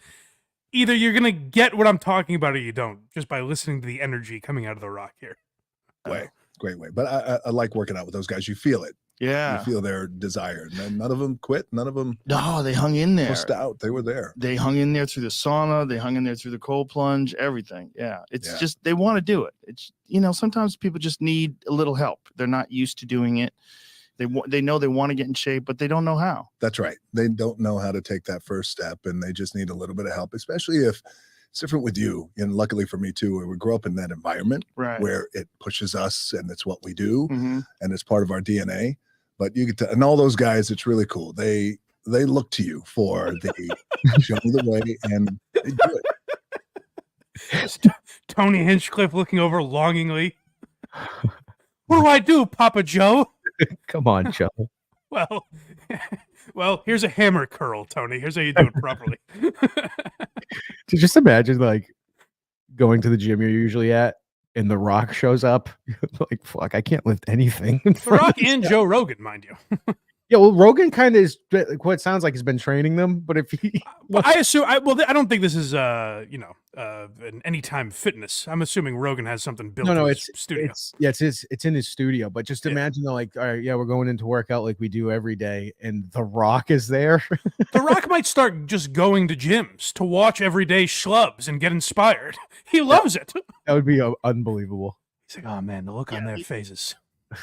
Every day I just thank God that I'm here and I can teach people how to do these roads. When I see Duncan Trussell high on shrooms doing doing upside down crunches. Yeah, the Trump speed dating guys doing planks.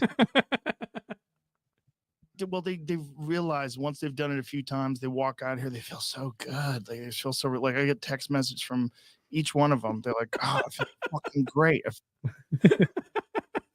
That can't be true, right? They're all texting him immediately. Joe, thank you. I appreciate everything you've ever done for me. My God, the elliptical changed my life. not promoting my special and helping me get insanely wealthy. And you invited me down here to Austin, which is a new hub of comedy. No. It's that you threw me into a really chilly pool. Thank you so much, Joe. Here's more The Boys. The boy, The Rock loves The Boys. Special needs One better, and then slowly we're gonna ramp things up. So this is week 3. Today was the hardest day, but it was just when you were here, I was like, we gotta go hard. The Rock's here, we gotta go hard. We lit it up. We lit it up. But they hung in there, and everybody walked out with a big smile on their face. We all had a great time. They worked out with The Rock. It's being portrayed as if like Gillis raised his hand at one. Is this our inspirational speaker for the day? Well, that's how it kind of sounds like. I like him from Wessling. These aren't children.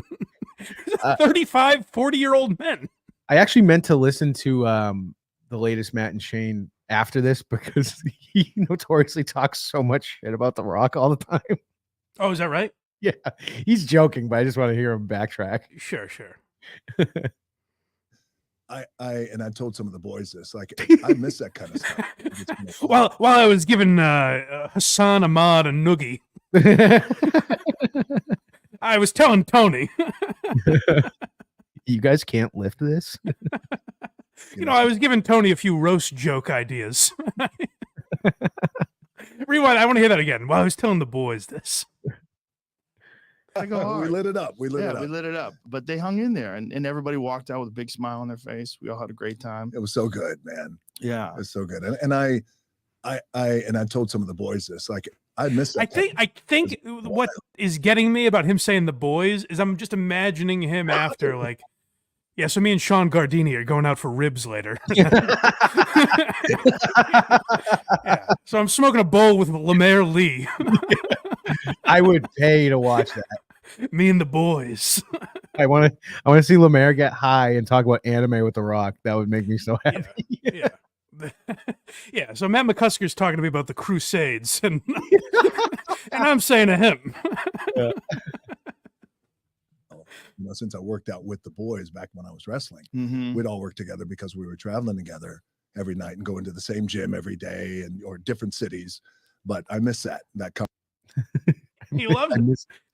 And it was just like when he was training with, Stone Cold Steve Austin and fucking Gold Dust. I don't know the era too well, but you know what I mean? That's actually his first match was with Gold Dust. It's exactly the same as when a man on LSD with a long mop of hair named Duncan Trussell was trying to figure out if he could curl 40s or not. Dude, yeah, after the workout, Duncan Trussell was probably, you guys aren't going to believe this. I saw The Rock the whole time we were in here. There's a couple more, right? Yeah, this is cold plunge. This goes on. It's like 15 minutes of The Rock just being like, man, it was good to be back in the gym with the boys. The boys were really, the weights got me fit, but the boys got me mentally fit. Yeah. I think this was almost 3 hours or just under. Yeah. This was more than half of the episode was talking like this. Oh, did they get back to this? Just the whole time, just talking. Then they started talking about fighting and stuff like that. But yeah. That's where I tapped out, I think. It was the same energy the entire time. Yeah. The entire time. But here they are talking about cold plunges. Okay.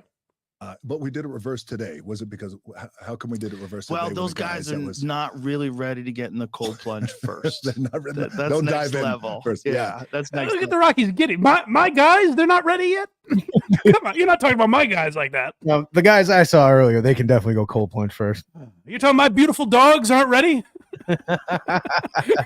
He's got all the references down. After the sauna because it's easier because your body. Hey, Shane. He died like a dog, didn't he? Huh? You know what I'm talking about. Died like a dog. Up and there's a certain amount of relief when you get into the cold water because Yes. in that 185 degrees for 20 minutes. Yes. When you get in that cold, then your body relaxes. And I just did it. I just want to get him accustomed to doing a sauna. Impressed the shit out of me. 3 minutes is first time. You did too. 3 minutes your first time. Thank you, man. It was Yeah. awesome. You just stayed calm. As Hey, fuck. just happened to be one of the boys. He's happy to be one of the boys. He's talking to one of the most famously jacked people in the world. I'm like, dude, you did great. There is a dodgeball level comedy here. Yes. You know what I mean? Like if it's fucking Gillis, Tony Hinchcliffe, Duncan Trussell, Brian Simpson, and The Rock. Yeah, they're the average Joes in the weightlifting competition. Yeah. There's something here, Shane. I'm gonna text Shane. I think get to work on this. There's a buddy comedy budding here. Yeah, The Rock is Patches O'Houlihan. I think that's Rogan because they all look up to him. Oh, that's true. Would The Rock be the bad guy then? Maybe he'd have to be. I guess. Yeah. I'm seeing The Rock as a Vince Vaughn type. Like we don't even realize how jacked he is. You know, he's just kind of their leader. Like they all look up to because he's one of the guys. You know, he happens to be one of the best dodgeball players ever. Yeah. That's the thing to do, Yeah, right? You get in, and I heard you coaching the boys. Mhm. Breathe. Yeah. You're good. Just accept it. Just accept it. I heard you coaching the boys. That's what I like the most. lot These are men in their 30s. Duncan Trussell's got to be in his 40s, right? He's old, yeah. And he keeps it the boys, you know, the little tykes. It keeps going. Right? Next is keep him going. Okay.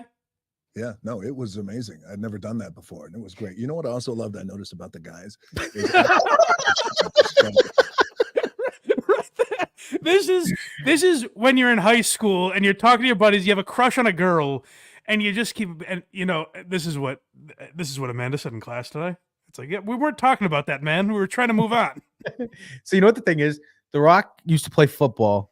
And then he went into wrestling, and he's always working out with people. And then he got so fucking famous, he had to build a gym that he works out in alone. Sure. And this might be the first time he's seen someone lift something in front of him in years. And here's what I mean. Shane made this joke about Jamie, and I gotta tell you, I mean, it tickled me. And that's what listen to the giddiness again. I hope the people watching are understanding because there's an intangible here that maybe I'm not portraying correctly. But listen to him talk about the guys with such glee. They're feeling good. They're feeling great about themselves. And I think pretty much all of them said, "Hey, we're doing this tomorrow, right?" Yeah. Oh, hold on. Can you go back a little bit? I want to. Really kicks your ass. I just want to hear him introduce that again. That before, and it was great. You know what I also loved? I noticed about the guys. One more time. I know people hate when I go back, but I gotta keep hearing because it's such an attitude of like, and you know what else Shane did that was really cute? And then this other time. Oh my god! And then Shane kept calling Tony gay, but Tony snapped back, and he's pretty quick. That Tony, you know, you don't think of it, but what you can't see because you're blind is The Rock's actually just writing Shane's initials over and over again on a piece of paper. He's doodling. Dwayne and Shane forever.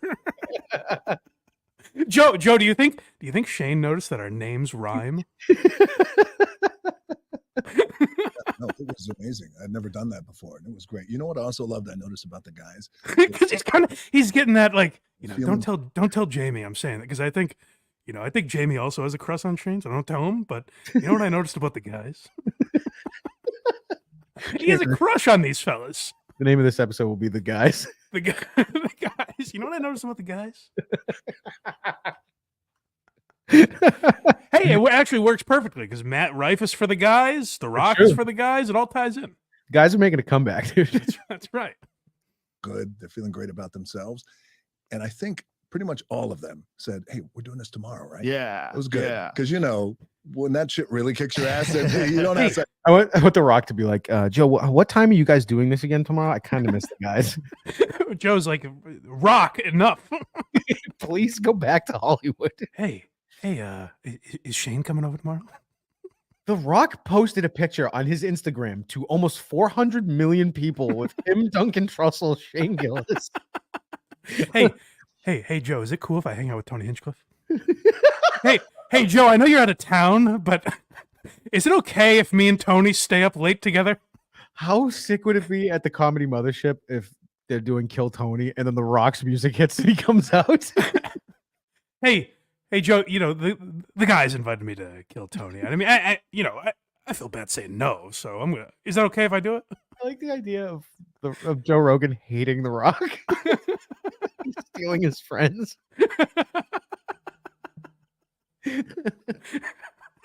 You know. Hey guys, you know what I noticed? I don't even know if Joe treats you guys right. No. I know. He's been good to you. And I'm just saying, like, if you guys come back to Los Angeles with me, I'm just saying, like, we could do this every day. I don't know. I'm just thinking out loud, I guess. You I'm guys being think silly. You guys think Joe Rogan has money? Yeah, you know, I've grossed a few billion in the box office, but whatever. You know, no, I know he's got a Spotify deal. That's cool. It's cool. That's neat. He's mean girling Joe Rogan to get to Shane Gillis. Well, if they wake up sore, who knows? Because there's a few things that we did that are their legs are gonna be sore for sure, for like the between the leg stuff and the windmill stuff. But we'll do something different tomorrow. So tomorrow I'll get him in here. We'll do something different. Keep him going. Are you banging them out like? Would you say 5 times a week? What? I mean, so if I hung out with them every day, you know, like they probably like that a lot more, right, Joe? What's the schedule like? I just need to. Yeah, so they're gonna be here Monday. I get. You know what? Maybe I'll be here on Monday too. I'm in town. Is there enough room for me? So 5 days a week, you said, right? Okay, yeah, no, that's cool. I'm like supposed to be doing a movie, but it's probably not going to be anything anyway, so I could just cancel it. I'll just delay it. It's fucking stupid. It's Jungle Cruise 6. Yeah. It's gonna be a stupid movie. Shane wouldn't even like it. He'd probably call it gay or he's so funny. I can't do this because I can't emotionally handle being called gay by Shane at this point in my life. Hey Joe, you know how Shane called my movie gay? I'm not gonna do it anymore. No, he was right. It would be gay of me to do that. I'm not gonna do it anymore. Can we get that? I don't know if it fits. Yeah, we'll have to see if we can get it clean. But can we get that? Here's what I love about the guys in the intro or the outro, rather. I'm gonna have to. Here's what I love most about the guys. I have to figure out where to put it for sure. This is the last one. It's Twinkle in Their Eye. All right, this is one last one to go on. The Rock is loving the boys so far. Ready to go. Yeah. And also too, I feel like if you, especially for guys like that who are just getting into it and just dipping their toes into it, feeling good, they know they have to do it. Yeah. If they're going to add some years to their life, right, and take care of their families. But also, it was cool that laughter's you the best realize that medicine. as these guys are doing it, they're not giving up, but also you could see it kind of computing in their head, like, okay, 2 steps forward, maybe 1 little step back. You add the math and you do that every day, you're far down that road. You're far down. And Brian Simpson just had the cutest look on his face. The Rock just doesn't know people anymore. Meanwhile, the reality is they're just like, Jesus, fuck. You do this every day? I'm going to do it again in like 4 hours. I don't know if I'll be able to move tomorrow.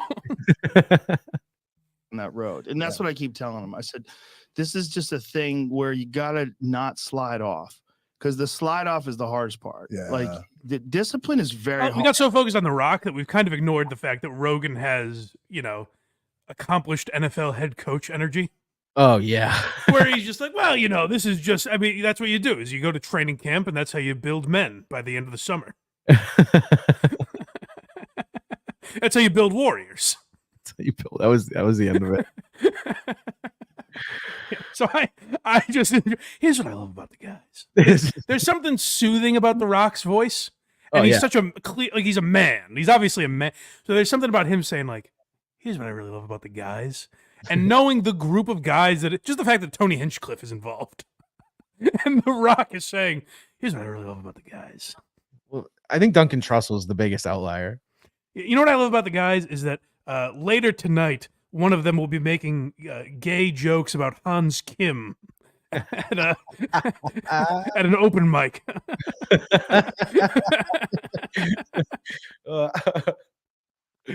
Oh, man. So yeah, I can't recommend the entire episode, but I think it's worth listening to at least that 15-minute chunk just to hear how giddy The Rock is about having some fellas around. He is a gigantic Rock fan and was looking forward to this for years. Yeah. Don't listen to the whole thing. It's very boring. It is very well. I will tell you this: like, I was kind of interested, like some of the, motivational stuff, whatever. Like, it was boring, but there's an element where I do like listening to The Rock talk. Well, you know what I mean? Like, he's got a soothing voice because he doesn't actually benefit at all from that stuff. It's just what he does for fun. It's nice to fall asleep to. Yeah. He's got that ASMR voice. Sure. Yeah. All right. So, what are we doing next? I think Joe Matarese? Joe Matarese or Uncle Richard? Yeah, real quick. Let's talk about Uncle Richard, because he's got first of all, he wishes a happy Thanksgiving. That was very nice. Mm-hmm. Can we play him on Stuttering John's show real quick? This is a Richard Ojeda clip. It's a Richard Ojeda clip. Stuttering John happens to be in it, but the focus is Richard Ojeda. So get off my ass. That's right. But here's Richard Ojeda. I think that a lot of people that, a lot of times people, if they give you the time, and that's what I say, if you give me the time and have a real conversation with me, you're probably going to think differently of me. Yes. And I was on the Blind Mike podcast. Great podcast. I recommend This was this past Wednesday. Yeah. He's still thinking fondly of us. We had such a great time. I think we're his guys. We are. I think he was sitting around the Thanksgiving table talking about us the way The Rock talks about Shane Gillis. And the way that this blind guy employs a pedophile is just touching. Oh man, I mean, he gets me. He really gives back to his community. Podcast, great podcast. I recommend everybody follow them. I went on there and we had a great conversation, and they were like in the. Meanwhile, John hates that he said that. You could see it in his face. He's like, nah, I don't know how great it is, Richard. Yeah, he just his brow just goes just a little bit. And we had a great conversation, and they were like in the end, they were like, yeah, you know what, this is completely different than what I thought, because I don't know. And that's factually accurate. 100%. We loved him. And listen, there's an element, and I remember a few people commented on this when we had Richard on and said that like we were laughing at him or something. Like, no, we were making fun of him. I really think it seems like Richard agrees. Like, we were definitely, I think we were genuinely laughing with him. Oh yeah. Like, I think he was 100% in on the joke. His stories are killing me. He told us a story about assaulting someone with a rock, and we were laughing. I think he knew exactly what was going on. Throws the rock and throwing them into shit water. Yeah. Very funny. I don't know if I put out a certain vibe or something like that, but yes. look, I'm a liberal. Richard's like, maybe it's just me, but perhaps when I say that I'm going to curb stomp people, they think I'm a little off the wall. I think I'm a little nuts. Maybe they don't expect me to be a rational human being when they talk to me. We might have to have him on around Christmas to give us his top 10 items you need for Christmas. That would be nice. Yeah. Yeah. Hackrat, let's book him for Christmas time. What do you say? He's in the chat, so we got to do that. Okay. That'll be our Christmas special. Hopefully he wears a hat. Hackrat's in the chat. It seems like no one else is. No one else is. We have John on, so I'm going to start guilting people for not super chatting us. Yeah, super chat us. Only Dang Lizard. Dang Lizard. You owe us €2 from Dang Lizard. The Rock is an up and coming roast comic. The Rock's in like one of those like glasses with the fake nose and mustache at Kill Tony this Monday. No, I don't know if you guys will think this is good, but he comes out doing 1 minute. He's just jacked in a sweater. Yeah. Dang Lizard, €5. Teaching the boys, breathe. You're good. Just accept it. Craig, no, it's actually The Rock saying that. That's not nice. I like that. Just the idea of The Rock watching fucking Duncan spot Tony and being like, "Wow." So if we hung out, guys are really doing it today. If we hung out with The Rock for like a couple hours, would he look at us like that? I don't think so. I think he I don't might. think we've got what it takes. I think My candy ass. I think we just got to be there if you smell what I'm cooking. Maybe. Completely different than what I Hack thought. right, set that up. Set it up. Get The Rock on the show. Get Ojeda for Christmas and get The Rock for Easter. Please, yeah. This is completely different than what I thought, because I don't know if I put out a certain vibe or something like that, but look, I'm a liberal. I mean, I'm a liberal. I believe that. We're all good guys. They just hate our politics. I won't react to that. Yeah, let's ignore that. Yeah, we won't react to that. We'll not react to that. We're all good guys. The guy still got it. So I bring up Richard Ojeda because he's a friend of the family now, obviously. He likes us. We like him. So we got to fight his battles for him because he might be too nice a guy to do his own dirty work, I do like calling him Uncle Richard. Uncle Richard. I think he's the show's uncle, kind of now. Sure. You know, he gets a little crazy. He tells us some wild stories, but he's family. And we got to listen to everything he says. Yeah. Oh yeah. I mean, and that's the thing. He's Uncle Richard because he lets us get away with a little bit. You know, yeah. Not as strict as he is with his own kids. Yeah. In the next videos we're about to watch, he has a shirt on that says "Size Matters" and it's different bullets. I highly enjoy. He's the greatest. It's the best. Size matters. So he's doing his show. He does a show on Thanksgiving, the day after Thanksgiving. He's the hardest working man in political news. Yep. You know, I noticed something. So he does roll call every day. And I noticed something a little disturbing. He's being called out by the chat, and Richard is caving. Unlike Matt Rife, Richard is caving to the public pressure here. Logan on here from Little Rock, Arkansas. Welcome to the show, Cat. Never said your name before. Kathy Zimmerman, glad to see you back. Haven't seen you in a while. Alan This Reed. is, by the way, every day he just starts a show like this. He does roll call. Which used to set him off, which was the best. Yeah, this is sad, where he's lost. This is where I'm, inspiring the gearheads to get in Richard's chat. I don't know if he still looks at it, but I'm just saying, like, in general, get Richard's chat, fire him up, because I think a fired up Richard is the best Richard. By far. Show, Alan. Martha Valtiera. I've never said that name. Welcome to the show. Joey Clayton and Christy Bloom is on here. So thank you, everybody. And let me start off tonight, because sometimes I say things, and you know what? Every once in a while, you got to be the kind of person that is willing to admit when you're wrong. And I did something, and I said something yesterday where I was wrong, and I apologize. And it did bother one of the followers by the name of Antonia Monaco, and I really want to apologize to her and anybody else who may have felt like I slighted them when I said this. And once again, when I get to talking, sometimes I get to talk a little fast. And when I said Hold on. Can I say? So what are you thinking when you're hearing this? Mm-hmm. What's going through your mind? Because we've heard Richard say some things, man. Yep. My mind went right to, whoa, he must have really stepped in it. He must have made a threat so real he got the cops called on him or something. Right. Like, that's where my mind goes, is like, this is borderline, like, legal implications. Because I've never heard Richard this contrite.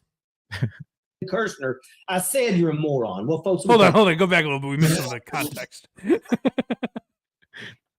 Like I slighted them when I said this. And once again, when I get to talking, sometimes I get to talking a little fast. And what I said was, if you're not following Glenn Kirshner, I said you're a moron. Well, folks, I do like that this is where his apology line is.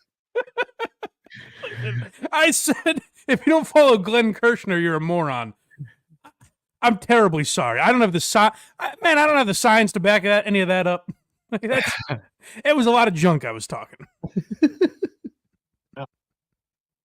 Apologize for that, because I understand that there's a lot of people on here that follow all kinds of things, and just because you don't follow him, I apologize. I'm very passionate about Glenn Kirshner because he is such a brilliant legal mind. Now, yeah, so he loves Glenn Kirshner. He said, if you don't follow Glenn Kirshner, you're a moron. Now he's apologizing for that. Later in this episode, I did find him calling Trump supporters toothless inbreds.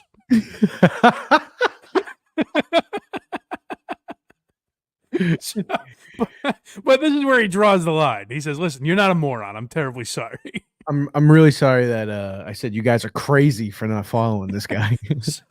So then this is the next day, right? The next No, we have? same show. Oh, okay. The boycott. Oh, that's right. Yeah. So this is why Richard is apologizing. Is activists were after him. So, I just think it's important that people follow those people. But if you don't, please, I apologize for that. If that felt like a slight, I apologize for that. The last thing I want to do is hurt people's feelings. I hope that Antonia Monaco will come back on here, because she told me yesterday that she wasn't going to. And I hate that, because once again, I really appreciated her following me. So I apologize for anybody out there if I ever say anything wrong. And make no mistake about it, if I say something that you don't agree with, you can message me. I mean, at the end of the day, I'll have that conversation with you. If you tell me that you don't agree with me disliking Donald Trump, well, then I'll tell you to go pound sand. But, there he is. All means, You're never going to fully change the man, but you can always message him and try. If you say you're into Donald Trump, I will stab you in the heart. Say, Antonia Monaco, or whatever your name is, you're bullying this poor sweet man. I know. Can you imagine any other show if I was like, guys, listen, a few weeks ago I said something and I Come Buckets hasn't been back on since, and I'd really like to extend my gratitude to I Come Buckets. I Come Buckets, I'm sorry. Please come back. We miss you. Wherever you are. If every time someone didn't watch the show, Richard starts with like, come on, Antonia. We had something. I read your name in the chat every night. Oh, please. Please come back. So this is the next day where Richard's heart is warmed during roll call. Is on here. Antonia Monaco is on here. Thank you, Antonia. But it puts a smile on my face to see you here. Pearl Gomez is on here. Ben Persclip from Pennsylvania. Can I say real quick, by the way? I don't know why. I'm sure that's a legitimate name. I've heard him read Pearl Gomez's name. Yeah. And I always think it's like a Louis J. Gomez parody account. Louis' his mom. Doesn't seem like a human being. Yeah. Monica Sue Phillips, Carla and Kyle Smith are on here. We got Charlene Antaman. We've got Rebecca DeMoss. And we've got Martin Royale. Hit them thumbs up, hit them hearts. Make sure you share this. And once again, folks, make no mistake about it. If I ever say anything that offends you, please private message me. Because make no mistake. 2 days in a row that this apology tour has taken place. I don't get it. Richard has said so much worse than calling someone a moron. Why would you message him about that? I love it. I love everything about this man. Wrong, I will absolutely apologize for it. And I'm so glad that Antonia Monaco is back on here. I know what I said, and I shouldn't have said it. I just wasn't thinking when I was speaking it. So thank you for being back on here. Because I really appreciate each and every one of y'all. I literally look for your all's names here. And this poor sweet man, listen to him.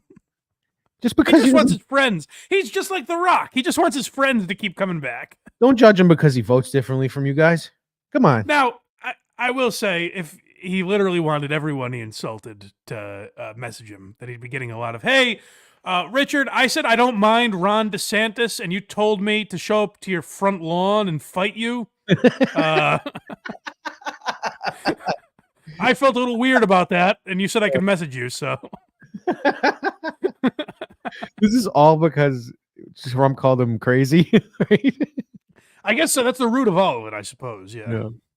Names here, I automatically wonder what's wrong. I wonder how come they're not on tonight, because a lot of you all have really been following. Again, to compared to this show, if I was just like wandering the streets at night, like, I noticed Craig didn't mention Chef Lewis's name today. You think he's all right? He might be okay.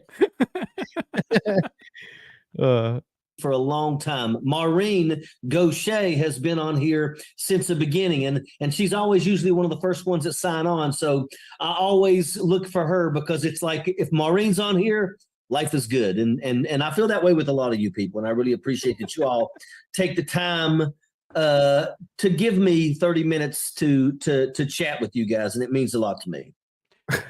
And it's like I always say, if box eating dad is on here, life is good. Life is good. I think Hemi and Chef Lewis are both in the chat, so oh, that's a load off my mind.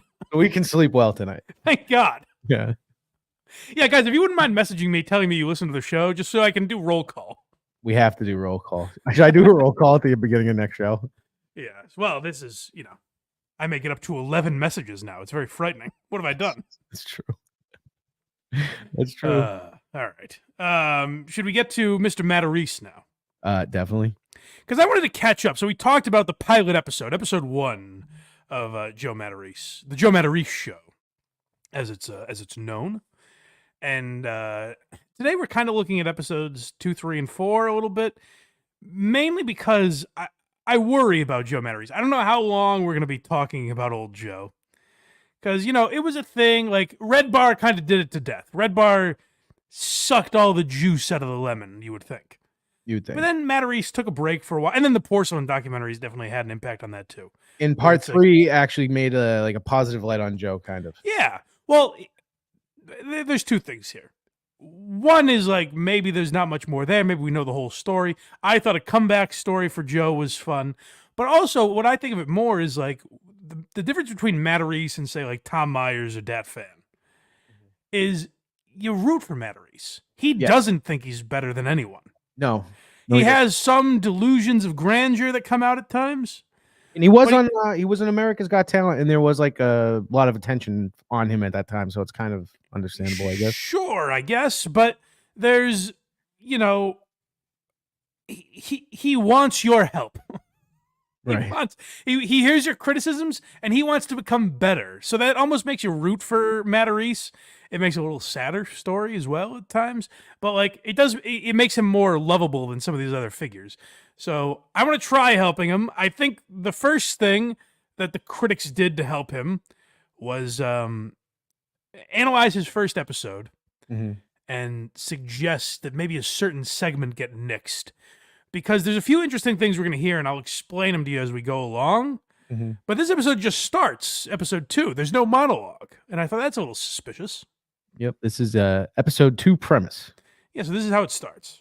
All right, everybody. How are you? Welcome to episode 2.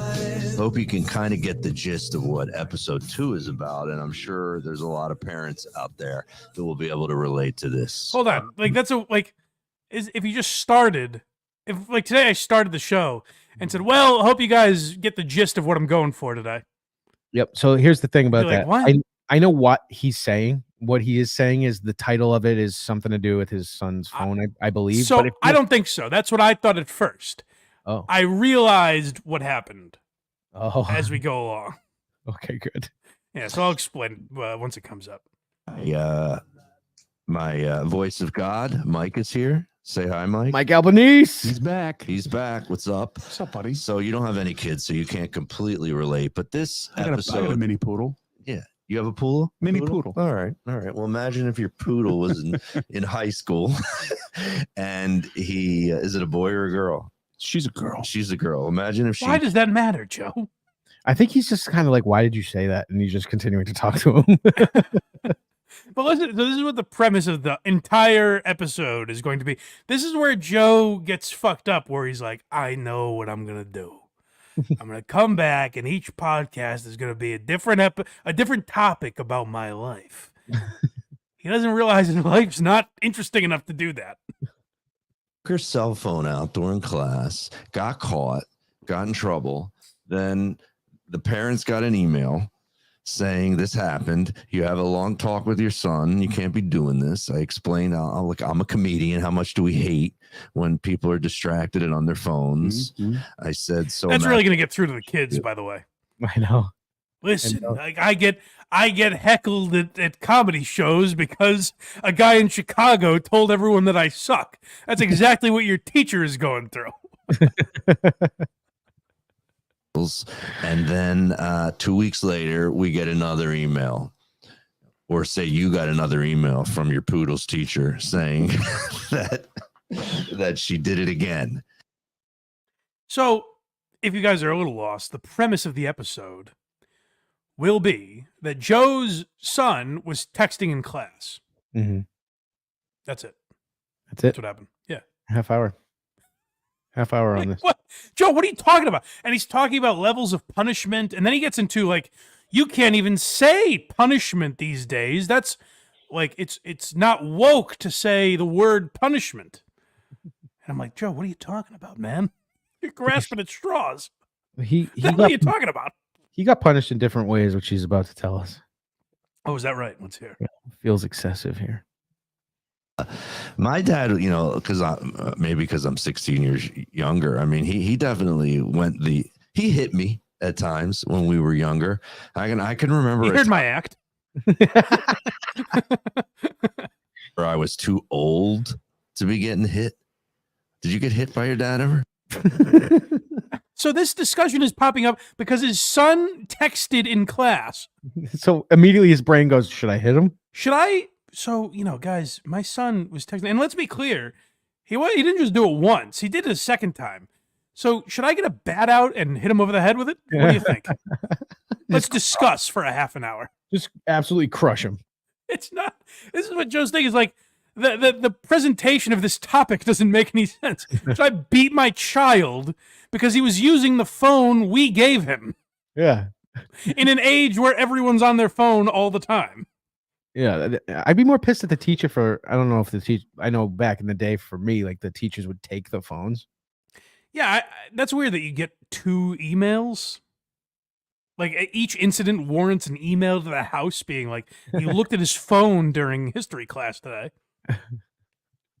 So this is the premise of the episode, I guess. They're talking about, should I punish my child? It's not an interesting, not only is it not an interesting topic, because a lot of your audience might not even have kids. I guess maybe Joe's thinking like his audience is mostly families and stuff like that. But you're losing a portion of the audience, I think, Dang Lizard with the €2. Profile picture is me in a playground and says, Craig, why are you streaming from the playground with an arrow pointing at the picture? I like that. I gotta tell you, they never get old, these jokes. Yes, they do. Every time I think they're going to, they don't. I think they get to of legal age. Sure do. Well, I was gonna say, you, much like Matthew McConaughey, share similar thoughts on that. No. Edgy Joe is the next one. Oh, this is where Joe gets a little off the rails here, I think. The second joke that I wrote that I didn't do was hold on. Sorry. Already. You hear that? The second joke that I wrote that I didn't do. Do you know what he's referring to? He's referring to the monologue he did not do on this episode. But they're talking about it as if he did do it. He's like, here's how I wrote the first joke, and he tells us about it. I went back. I thought maybe I'm crazy, but no, there was no monologue. So I think what happened was we weren't the only people who made fun of that opening monologue. And Joe said, I guess I'm not doing the monologue anymore because he got made fun of for it.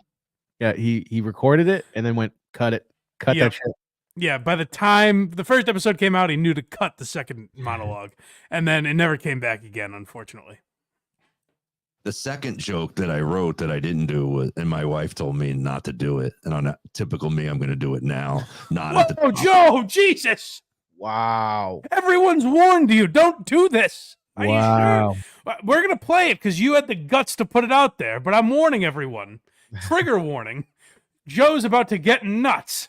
Monster. It's about that he was acting like a heroin addict, like this is heroin, and that he was like, and that was the joke where I was going to go, come on, Dad. I can't believe he's talking about his kid. You brought up heroin and mixed company, Joe? Wow. You're going to mention that? Just give me one swipe, man. Can I just get one swipe? Just let me touch it. Let me just check my fins to 2 seconds. 2 seconds. Yeah, and I gotta say, Mike Albanese is as big a hack as Matarese. I think Mike Albanese is trying to just keep Joe's confidence up, so he keeps paying him to do the show. I don't know. We haven't highlighted Mike Albanese much yet, but like he throws out some fucking bombs on this Joe Matarese show. That's what happens when he is, this is the first day. Don't forget, same shirt. So he recorded this right after. Oh, is that right? It's the same shirt as the last one? Yeah. Oh, So okay. it's the same day as the first one. They're still getting to know each other. Gotcha. We won't judge Mike Albanese till at least episode 10. I think. All right, that's fine. And I got these $80 slides you can have. I'll trade you. All right, maybe we can judge him a little. We can judge him a little bit, I guess. My wife was like, "You can't say that." Come on, I'll. Oh my god, I'm just getting the visual too. By the way, of him being like, "Hey, honey, you want to read some of these jokes I have written?" So I think the vibe that I get, because we know his wife a little bit now, from the little I know of her, I don't think it was, Joe, you can't do that. It was more, Joe, you can't do that. You're really gonna talk about our kid and heroin? Why? Well, listen to this. This is what Joe presented this to his wife, and is like, yeah, she didn't want me to do this. It's weird. I'll suck your dick. What was it? She was right, by the way. Yeah, she goes, Great "Don't joke, do that. though. I'll suck your dick. I'll suck your dick for what the fuck was it? I gotta look on my phone. It's so He's so bad." giddy. So you cut out the monologue, but not this part. That's a good point. Yeah. Edit around this. He's basically doing a MacGruber joke, by the way. Well, this is not an original thing. Like, hey, it's like being blank. Not even cell phones. Anything is like being a heroin addict. Hey, I'll suck your dick for X. Fill in the blanks. When MacGruber feels like he fucked up, he's like, just tell me what you want me to fuck. Oh yeah. That's what he's doing right now. But Joe's so giddy. In his mind, Joe has stumbled onto gold here, and he can't even get it out. He's like, my son, he's trying to suck dick for heroin. Can you imagine my son sucking on the end of my cock? So I give him his phone back. I mean, just the imagery. You get it, Mike Albanese. That's 2 clips that we're probably going to want back.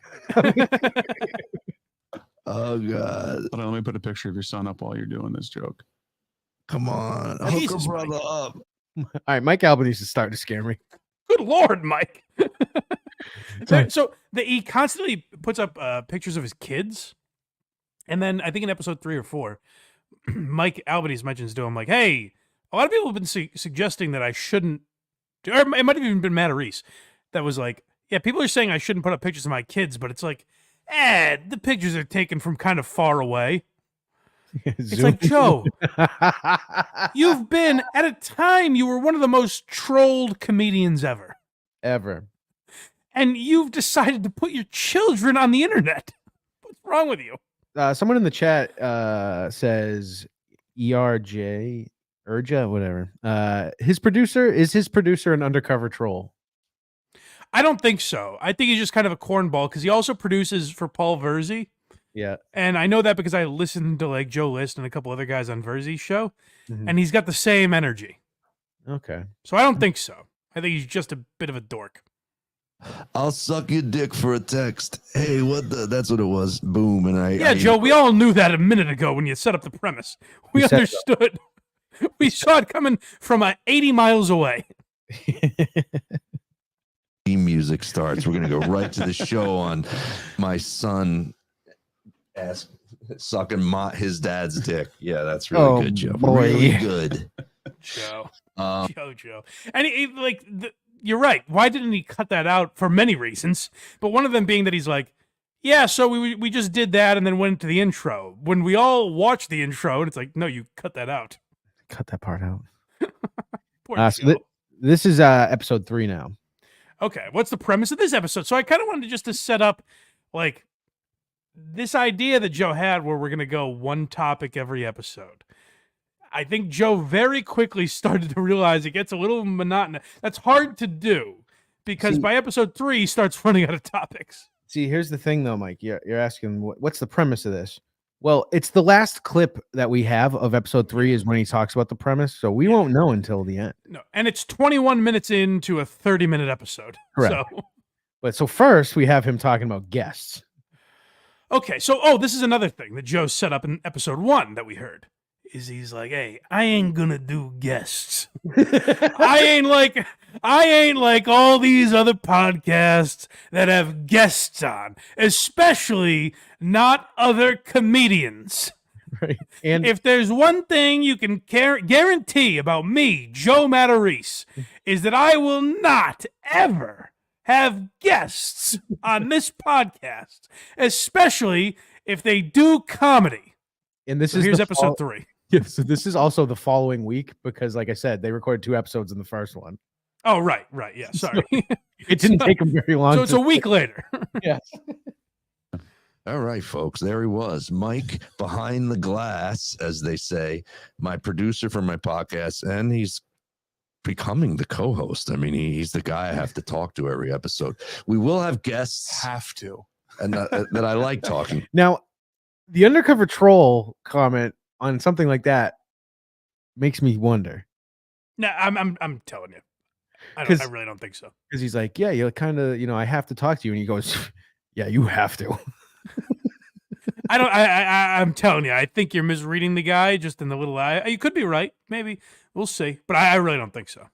I mean, he's the guy I have to talk to every episode. We will have guests. Have to. And that I like talking to. We will. I think we're going to start having guests, something a little honest here at the top, because a lot of the people that get a hold of me on social media, now that I'm podcasting, they're like, now you got to go do everybody's podcast. And now, now that I'm podcasting, he's been podcasting off and on for 8 years. Yeah. Don't go on their shows to promote your dates or anything. Just now that I'm podcasting, people have said to me, you should go on other podcasts. Well, also, why are they like, they're saying, hey, Joe, better your career, and he's giving him this whiny voice on your podcast. And I'm like, if people only knew how this fucking comedy business works, and Mike knows because Mike's got a this podcast. Business we call show. If you civilians only understood, if you mere laymen's could grasp what we as comedians go through. This is where this is the delusion I was talking about with Matarese. This is where we stumble into a little bit. He's like, you guys don't, you 9-to-5ers don't understand what we have to go through. Studio here, and he even produces other podcasts here. And he's telling me the guys, some of these guys that do podcasts here, they'll come and do your show. We'll see, because so far they're a little flaky. So he went from absolutely I don't want guests, we're not doing guests on this podcast, to now criticizing people for not coming on. I went through into the show. I went through my entire Rolodex immediately after saying I'll never do that. Listen to this though. He's already shitting on everyone who's not come on the show after he said he wouldn't have guests. And let's see how long it took him to get angry. This next clip is the Endless Cosby bit. Oh, sorry. I must have cut it off at the end where he goes, it's only been a week, but they haven't gotten back to me. It's like, hey, Joe, relax. Take it easy. You said you didn't even want guests. Yeah, so this is so they start talking about Cosby. They mention how you can't say anything anymore. Joe's taking that angle a lot. Like, oh, people get so sensitive. And this is a discussion about Bill Cosby. A lot goes on here. Let's just play it. Put some words out. I don't know. Should I say the exact guys that I've asked to come on that have not got back to me? That's probably stupid to do in the business. I won't say it because it's only been a week. Some people just take a lot of comedians. Like when I get texts, Mike, I text back immediately. This is what I was talking about. I didn't realize it was a separate clip where he's like, well, I text back immediately because I've got nothing going on. Yet for some reason, when I text Sebastian Maniscalco and ask him to come on my podcast with 500 views, I don't hear anything. I'm like, did you forget my wife's a doctor? It's crazy. He gets so riled up about this. Joe, it's been a week. Relax. Calm down. This is why every other show is tanked. Don't self-destruct again, Joe. Take a breather. You have a spaz attack real quick. And then it ends. Yeah, we're about a week away from him. Like, it failed. I'm not doing it. I'm flaky and I forget. I One just of them always think text you can back. say. You can say one of them. I'll say it because I don't care. Who? Bill Cosby. Oh yeah, Bill Cosby said no. Hilarious. You believe it? I can't believe he can even see the text, the phone to text no. Oh, Joe. Oh God. Mike Albanese stinks. Mike Albanese, I take back everything I said about him. Mike Albanese sucks. I mean, Joe is the star, so we're gonna focus on Joe. But Mike Albanese, ooh, Bomaroo. Oof. I'm latching on to he's a troll. I don't think so. Full blown troll guy. On camera for that. I mean, tell everybody. That was a good one. Whoa. Mike Albanese. No, Mike Albanese has a camera now. Oh yeah. They make a big deal about that. They do this bit, I think in episode 4, where they're like, "Whoa, I bet people don't even realize it looks like we're far away, but we're actually in the same room." I'm like, Joe, the camera was not just invented. It looks like that train is coming at us. This is not a sleight of hand trick you're pulling off with the cameras. I can't believe he can even see the text, the phone to text no. Oof. Oh God. Put yourself on camera for that. I mean, tell everybody. That was a good one. Hold on. I had the same reaction that Mike Albanese did. I assumed Joe was about to trash him for bombing and being like, oh, put yourself on camera. You should be humiliated that you just said that. Yeah. Nope. Joe's running with the bit. I've never hit the bomb button on this show, but I'm dangerously close to hitting this on Mike Albanese every time he opens his fucking mouth. Even Mike was like, listen, I bomb. All right, I guess you're going to give it to me here. No, Joe says, let's stretch this out for another minute and a half. You talked to him. He was, I mean. he puts him on camera because he talks to him. Yeah, you talked to him. I mean, he was talking about Camille and Jell-O. Am I right, Mike? You know, stretch this bomb out a little more. Joe Matarese could have won everyone over if he was like, oh, put yourself on camera and repeat that terrible joke. No. We took out Hiroshima and Nagasaki, but I'd like to decimate the entire nation. If you wouldn't mind, let's talk about your conversation with Bill Cosby. He was a little rude. He was? Yeah, because he said, Matta who? And I was like, Matta's more than you. I'm going to leave now. Oh, my God. God. But Mike Albanese is like, yeah, I don't know, man. Stop making me. I bombed. All right, you got me. Matter who? This is to go back to the punishment, like when Joe is trying to figure out how to punish his kid. Make his kid lengthen this joke. Make him just languish in this horrible Bill Cosby riff that they're on here. Oh, so bad. When you call, he answers. He picks up when I call. Yeah. We have a special thing. You do? Yeah. Yeah. He's actually my dad. I actually met Cosby once. Oh, really? Yeah. I've told it on other podcasts, so I'm not going to tell it again. Okay, this is also where it gets fun. So Joe finally realized I guess the bit that Mike Albanese's Bill Cosby's son wasn't working for Joe, finally, at long last. You just heard him say, now what did he just say?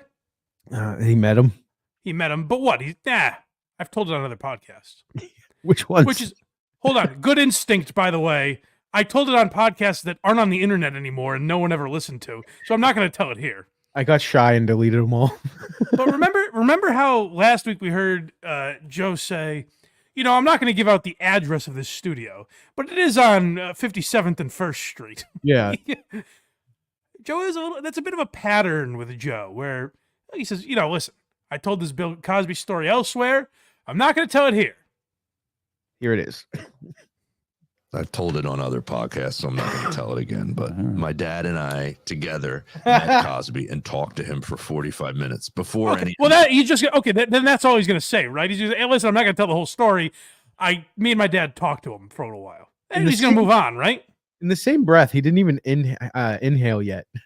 I'm not going to tell the story by me and my dad. Yeah. So, but you know what? I'll give him the benefit of that. He's saying, hey, I'm not going to tell the whole story. Maybe that's what he means. I'm not going to tell the whole story. But me and my dad talked to him for about 45 minutes.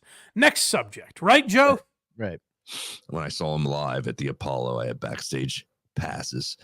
And okay, so now we're getting a little more detail. We're backstage now. Okay, all right. For a guy who's not telling a story, he's really painted quite a picture. You got to get the Cliff Notes versions for some, couple people that may not have heard. All right, that's fine. But yeah, not enough. He's not telling the story, so clearly he's not talking about it still. Right. That would be insane. And we all sat on stage at the Apollo after Cosby did a killer 2 hours. And let me recite the entire thing. This is vivid detail for a story you're not telling, Joe. How are we still on this clip? 45 minutes, and he let us just ask him comedy questions. It was fucking crazy. Yeah, it was crazy. And then he had to taint it. And then, no, Joe. There's no and then, because you're not telling the story. And then he had to taint it. You're right, Craig. If you were transcribing this, it would be one run-on sentence where you're right. He didn't take a breath. He said, I told this Bill Cosby story. I'm not going to tell it before, but me and my dad met him for 25 minutes. It was at the Apollo Theater. We were backstage. Then we got on the stage, and he started telling these jokes to us on stage, and it was really incredible. He has not stopped. In between him saying he's not telling the story, he's gone into vivid detail about this story. I had a nice story in my mind. You can't even say his name in a conversation now. You could get canceled for just going, did you hear about Bill Cosby? No, you can't. Norm Macdonald literally had the line I always loved because Norm had this story about meeting Bill Cosby and saying that his father was a huge Bill Cosby fan. And Bill Cosby says, well, let me get your father's phone number. And Norm starts to write it down and then realizes his father's dead. But he's like in too deep, so he just writes down a bunch of numbers and hands it to him. And then Cosby calls him and says, the man on the phone was not your father. And Norm's like, I'm pretty sure. And so that's the story. And then I think it was Norm Macdonald Live. Norm goes, I used to have a great Bill Cosby story. Now it's not in the top 10,000.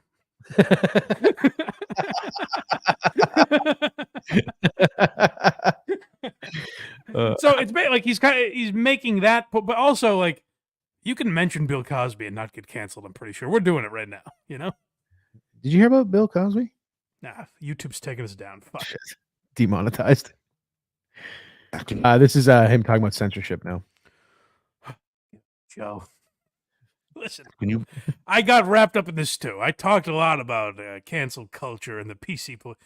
It's time to move on. Some say it was the identity of this program at first. In the early days, yes, but you realize how exhausting it gets. Joe. Yes. We figured out in like 2 weeks. We were like, yeah. We figured it out, Joe. I'm trying to enlighten you as well. That's not what's holding you back. Believe that? Can you believe that? Now is this episode gonna get canceled because I said his name? So it's a rap, dude. No, rap. It probably. It's like I think Mike Albanese just scared the shit out of Joe. He's like, yeah, dude, it's a rap. He's like, really? Is that YouTube on the phone? I thought it was Bill Cosby. Could be. I know. I mean, I guess you have to have huge numbers. Maybe you don't need huge numbers to get canceled. What's his name? I got an episode taken down off of YouTube. Oh, I like this. Hold on. He goes.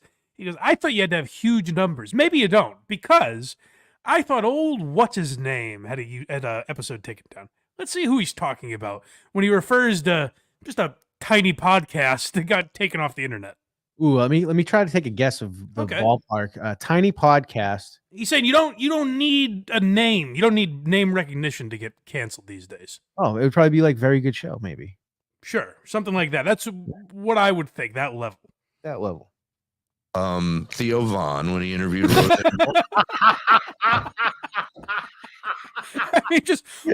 He chose a massive show. He chose one of the biggest podcasts on YouTube. He chose a massive show, and it became like national news. Like everyone was talking about it that week. Oh my god! Because Theo Von put his episode on Twitter. Roseanne was on saying crazy shit. Like everyone was talking. He chose the worst. It would be Rogan wouldn't even be the worst example because that would be almost too ridiculous. Yeah. He picked the worst example where it's a guy that everyone would agree, even if you don't listen to the show, it's like, oh, that's a pretty huge show. It's gigantic. everyone in like anyone that's like a fan of comedy or comedy podcasts knows that name. Right. Whether or not you listened or like him or whatever, you know who Theo Von is, and you know that's a huge show. He's much bigger from that show than his stand-up. Why doesn't my show get big and no one take me seriously? What's his face? I'm just a young up-and-comer like Theo Von. YouTube. Theo Von, when he interviewed Roseanne Barr, they took it down. And then he put it up on Twitter and it fucking got 10 million views. Yeah. So it would have had like 3me million on YouTube. That's what you're missing, Joe. Doesn't realize how many. He's like, maybe we should put this on Twitter and it'll get 10 million views. I'm gonna check. I'm gonna look up Theo Von right now and see how many subscribers he has. Please, yeah. Let's see. Maybe you don't need all that success to get canceled. Let's see. Do you have a ballpark guess? 800,000. 2.2 million. Okay, yeah.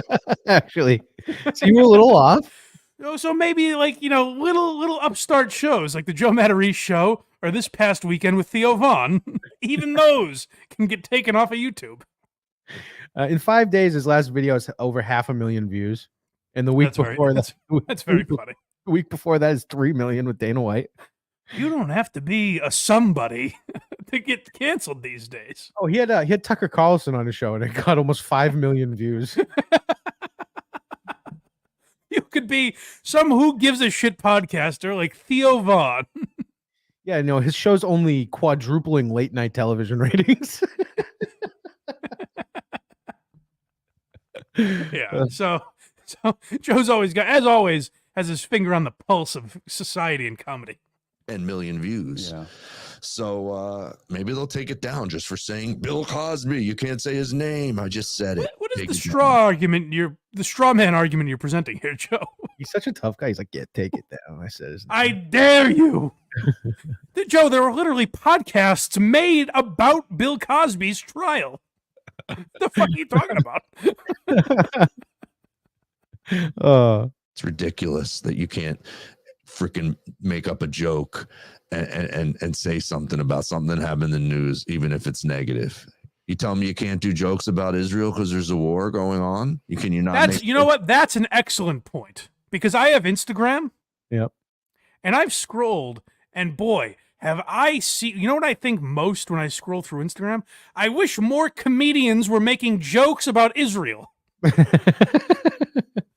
I really wish someone finally had the guts to address this subject. No one's talking about it.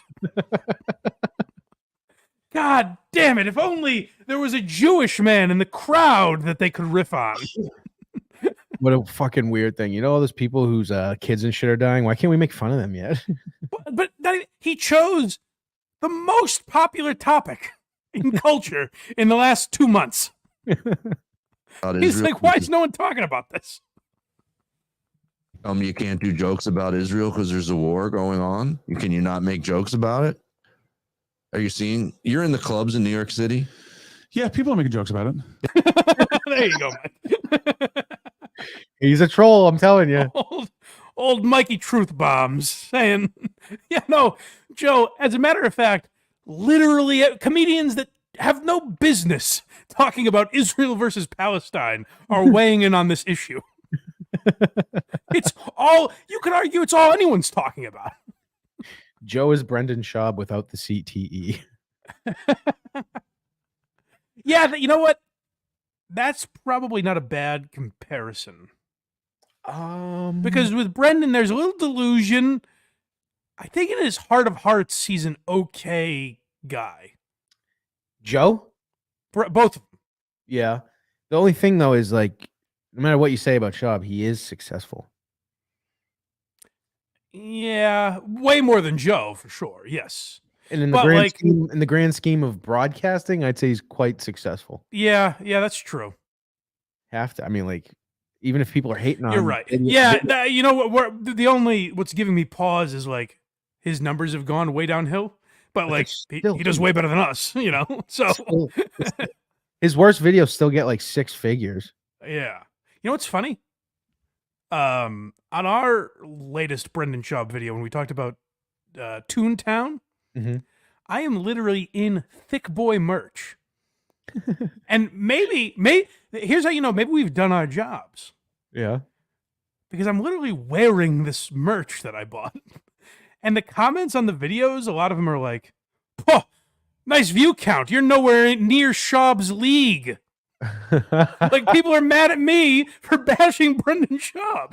Can I say the most heat I think we may have ever gotten on this program was us talking about cars. What do you mean? I just got like I saw so many comments. Oh, the most feedback, like, you're saying? Yeah. Like yeah. People being like, "Don't fucking talk about cars ever again." We turned on, and what I was like, you know what? Maybe we've done it. Maybe we've forced people onto Brendan's side. Yeah, we did. Gang, we did it. And you can always tell who doesn't fully listen because we were like, we are not car guys. Oh yeah, no. I was surprised anyone even acknowledged. My name's Blind Mike. I think I'm spending a lot of time on hot rods. I think so. David, all right. Was there any more Matarese? David Collins in the chat. Joe Matarese is a household name. I mean, come on. David, I want to be close to you. Let us be friends. Let me in, damn it. Next is sports talk.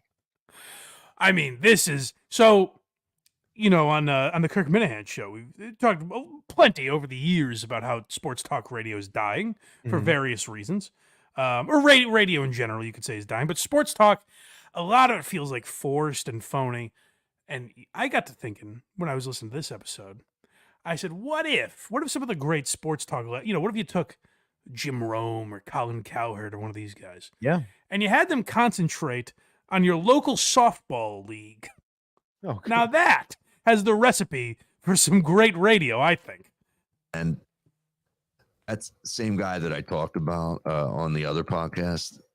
I think that was last episode or maybe 2 episodes ago, who came up to me and told me my podcast. Just for clarity, what he's referencing is an episode that had not come out yet when he's talking about it. It was the following week's episode. Okay. So no one listening has any context for what the fuck he's talking about. Without me even asking. Hey, he got mad. He calls me Mother Teresa now. That's what he called me at the last softball game. He goes, "Oh, Mother Teresa's here," because I was explaining via text. Because I just get on a fucking tangent sometimes and I'll piss people off via text. He's tying up his arm to shoot up. Oh, Mother Teresa over here doesn't like to have a good time. Yeah, that's what he nods Shut off up, and Mike nods up. Albanese. I fucking hate you. I Your was, mouth, so on your Mike. side. I was on his side like a second ago. Say, and I'm not saying I'm talking from personal experience, maybe smart of Joe to have a more hateable figure as the second voice in the program. And you know what's funny? When he once that takes off and people are like, yeah, let's fucking hate Mike Albanese, he's gonna be like, we gotta help Joe. Mike Albanese. He's getting too much attention. We gotta take him off the show. Well, yeah, Joe's tinkering never does help the program, but No, never does. Just stick with it until you find that lane. So just so you guys know, we're going to talk about it again because he brings it back up. But here's what's happening here. He talks about this guy that called him Mother Teresa because Joe called him a lazy drunk or something. And this guy's like, fuck you, your podcast stinks. But he's referencing that in episode 3. He's like, hey, you know how I talked about this last week? And I went back to find the story and I couldn't. I was like, this doesn't exist. It's in episode 4. So he's like, hey, you know how last week I talked about this? And then next week he's like, I got this story about a guy in my softball league. So he doesn't even record them in order. No. Yeah. I basically said, because, you know what it was? I mentioned in the text, I think I was 3 or 4 for 4 in the game before that. And I said I took Adderall before the game and I drank a cup of coffee. And one of the guys wrote, I got to decide if I'm going to go with the Joe Matarese method and drink the coffee. The Joe Matarese method, like he's Mickey Mantle. He is. Am I going with the Matarese method? Am I going to be like Barry Bonds, Joe Matarese, one of the great performance-enhancing drug users of all time? No, I hope he pens a note that talks about getting blown on the side of the softball field. Oh, by the way, we're 20 minutes into this episode when we were talking about this. He has not presented the premise of episode 3 yet. Nope, not yet. We're getting there. Next game, or I'm going to go with this other guy. I'm not going to say his name, and get high and drink and have a 40-ounce Heineken. Yeah, and I explained to them because he has a really high average. The guy who gets high and drinks, I think he's leading our team in batting. So it's your but teammate. I said, and this is why he called me Mother Teresa. I said, you might be leading the team in hitting, but drinking and smoking pot, that will. It's slow pitch softball, is what I explained. It's slow. We play high arc. Yeah. I go, it's going to affect you in the field when guys are hitting the ball really hard at you. And he was like, he wrote something Hey, like, gang, if you thought baseball was boring, wait till you hear about a guy that went 3 for 4 in his slow pitch softball league. Meanwhile, he's on Adderall. Jesus Christ. While saying this. That's the other thing. He's like, it's slow pitch softball. That's why I get all fucking juiced up to swing out of my shoes. well, I hope you're not slamming my fielding. And I was, because I watched him miss 2 different relay plays where the outfielder, he was playing infield. He was playing second. He cut it off and missed the cutoff. Did one of these where it hit off the side of his glove, and now he didn't have to play. We lost the game. And 2 different times I watched that happen because I was in the outfield, and I'm like, I said, it's just like driving, dude. I go, no one's a better driver. I love these people that say I'm a better driver when I'm high or I'm a better driver when I'm drunk. No, you're not. That's a fascinating take. I guess, you know what, gang? It's been a hot debate in this country for a long time. And it turns out Joe just shed a little light on it. don't get drunk and drive. No, Finally, we've gotten an answer on that one. You shouldn't drink and drive, actually. it's actually a bad idea. But Joe, talking about people's batting averages and, oh, this guy, I razzed this guy about his fielding, and he was none too pleased with that. It's like, Joe, what is this? Oh, that's right. He can only focus on one topic, so he has to talk about this. We should have Hackrod get Red Bar on here for the next one of these we do. I respect Red Bar. I don't want to introduce him to this world. There's too much he could pick apart. That's true. He could kill us. Yeah. I'm a sensitive boy. I don't want that. I'll retweet it. Next we have Roasted. Oh, so this is what I mean. Listen, Joe's not going to deal with some nonsense. This guy said, "Hey, your podcast stinks," which we'll get to, but which hasn't happened in this story yet. But Joe's criticizing, the man's. Joe's trying to be, as I've said for many years, when you're in a leadership role, you're kind of striving to be The Rock and Rogan with their crew. That's what he's really trying to be at the end of the day, is Joe Rogan leading his band of merry men in the gym. And that's what Matarese is trying to do with this group of softballers. Or as he calls them, the guys. The guys. This guy called me Mother Teresa when I walked in, and I was like, dude, I was just, and I'm a nice guy, thank God. I take antidepressants too, so it makes me a little nicer. It just kind of does, because he was being kind of a dick to go up to someone and say your podcast isn't good. I'm like, after one episode, and I just took it. I didn't. Can you believe Joe's not used to that at this point? I feel like you'd be numb to that. It's like me getting called gay and stuff like that. Some things are just true. Nope. Sometimes Craig is a minor attracted person, Nope. and Joe Matarese's podcast stink. Some things just are. Nope. Some things are. One of those is true. Yes. And, yes. Correct. Yep. At least one of them. Just one. Tell me. We'll watch this podcast, and you tell me which one it is. Sure. I bet it wasn't even correct for me to take it. Like, it was not like, that's something you should be like, dude, why are you? Well, like, if someone came up, do you usually? If you said laughing there, we'd have to redo everything. I was more focused on what we were talking about a second ago, where our buddy Visionless Dave replied to Opie's tweet. I forgot to mention this, and said, like, Mike's an okay guy, but his producer is gay, pink, and racist. And I replied that summarizing Craig is, this would be like summarizing Jerry Sandusky as a gay football coach. That's quite an understatement you're making, Visionless Dave. No, that's what the very good show chat just calls me fat, gay, pink, retarded, racist. I think a couple other adjectives should be added based on the things that have come to light. Why change things, Yeah. Dick move like that to you? No, I just snap back. You snap back, but in a fun Oh, way. I'd hate to get that Albanese heat.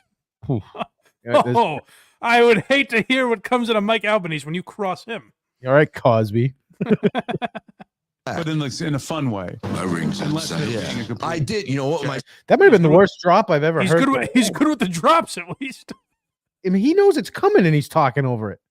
I'll tell Coleman that. Coleman's got a long day tomorrow. I'm going to let him know. Make sure when you play those drops, make sure people are talking over them and you can't hear them at all. Yeah, make sure you and Gus talk as soon, like, coordinate before you push the button.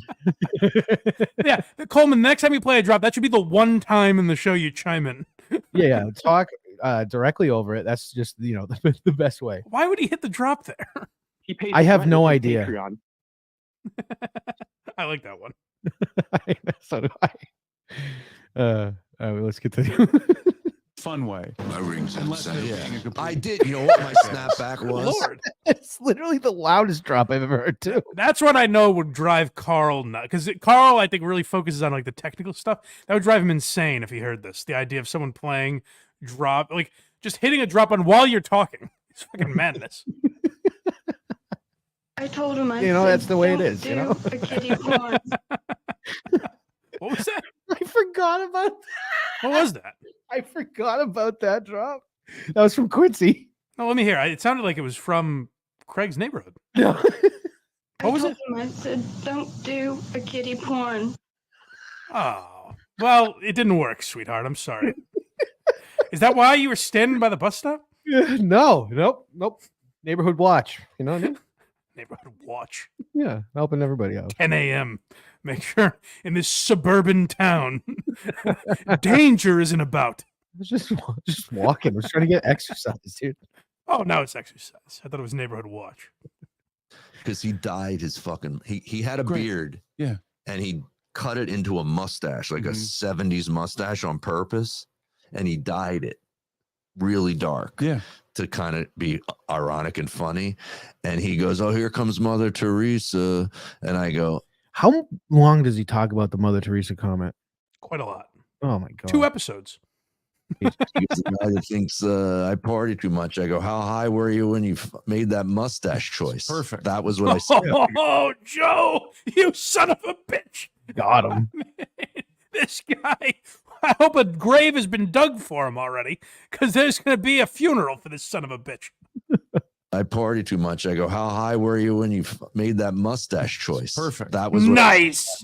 But he laughed. I always like an insult, like where we don't know the person. It's just a random guy from your softball league, and it's a visual joke, so it's doubly incoherent. I just realized I cut this clip right in the middle of another Albanese drop. Oh boy. Well, hey, listen. Choice. Perfect. That was what I said Yeah, back there to you go. him. But he laughed. You know what you want? I stopped it too That's soon. an attention getter. It's always good to be like, listen, over Thanksgiving, someone was kind of giving me shit, and I was like, "Nice shirt, buddy." I mean, you don't know what the shirt was like, but I really got it. Like, no one had mentioned it yet. So, yeah, I guess you had to be there, but it was pretty funny. Yeah. I think it's a great Was one of method the to do best it, you know? people to have ever been on this earth. We hear that one again. Why don't we use these drops? I forgot they were here. This is another. This was Richard Ojeda reading Craig's diary. No, that's not true. Hitler was one of the best people to have ever been on this earth. Do you believe it? What's that? It was a Warthog special. I gotta say, I don't know if we ever talked about that. That's not a terrible Castiglione. I mean, you know what I'm doing at least. That's not bad. You know. What other drops do we have? Can you please kindly? Oh, well, of course. Please. Yeah. See That's a you, great boys. one. Hey, go watch Everybody Knows We're Lame, which for some reason Menners put out at the same time. I couldn't even tweet about it because I was trying to get people to watch Why Are You Laughing. I saw that. I don't know why they put it out at the exact same time. If you did it on purpose, it's kind of funny, but Was there a ratings battle? I'm sure. Yes. I don't know. I haven't checked. It's hard to know what the numbers would be the night before Thanksgiving, but Yeah, you're like Rick Rude being on Raw and Nitro on the same night. someone said, I tweeted about it and someone said, "Boy, this reminds me of when Bob Saget was on Full House and America's Funniest Home Videos."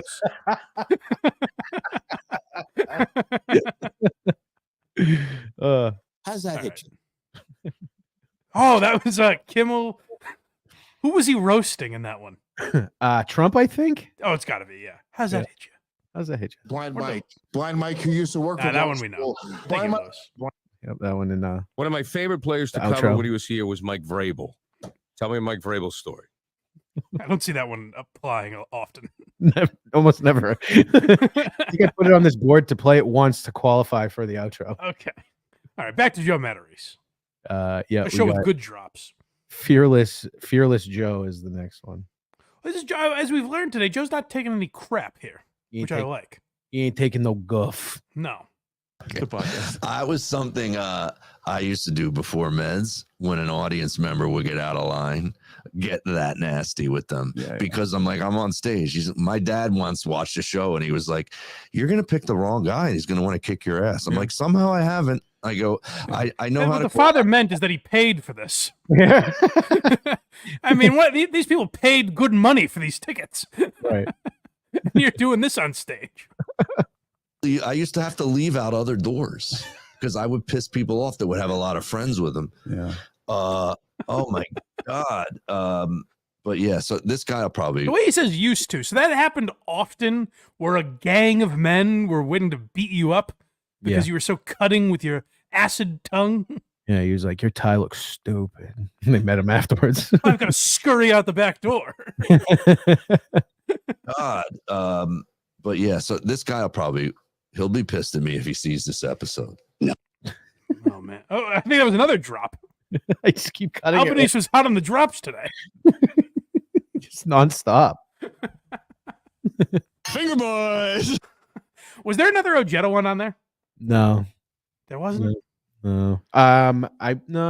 We weren't, and before I changed computers, I have to check that one. There was more drops on that one. All right. We got any more Matarese? Yeah, we do. We got 4 more. All right. Let's get through these. We finally did it, Mike. What? We got to episode 3 premise. Oh, Jesus. That was excruciating. So yeah, we hear all about Joe's softball league and 21. So we got about 9 minutes left to get to the premise of this episode. About 80% through the episode. That again, the entire episode is going to be about, I guess. So this episode, which I'm slowly getting to, is kind of about sports and sports injuries and something that I'm going through right now. It was about specifically your softball league. Sports.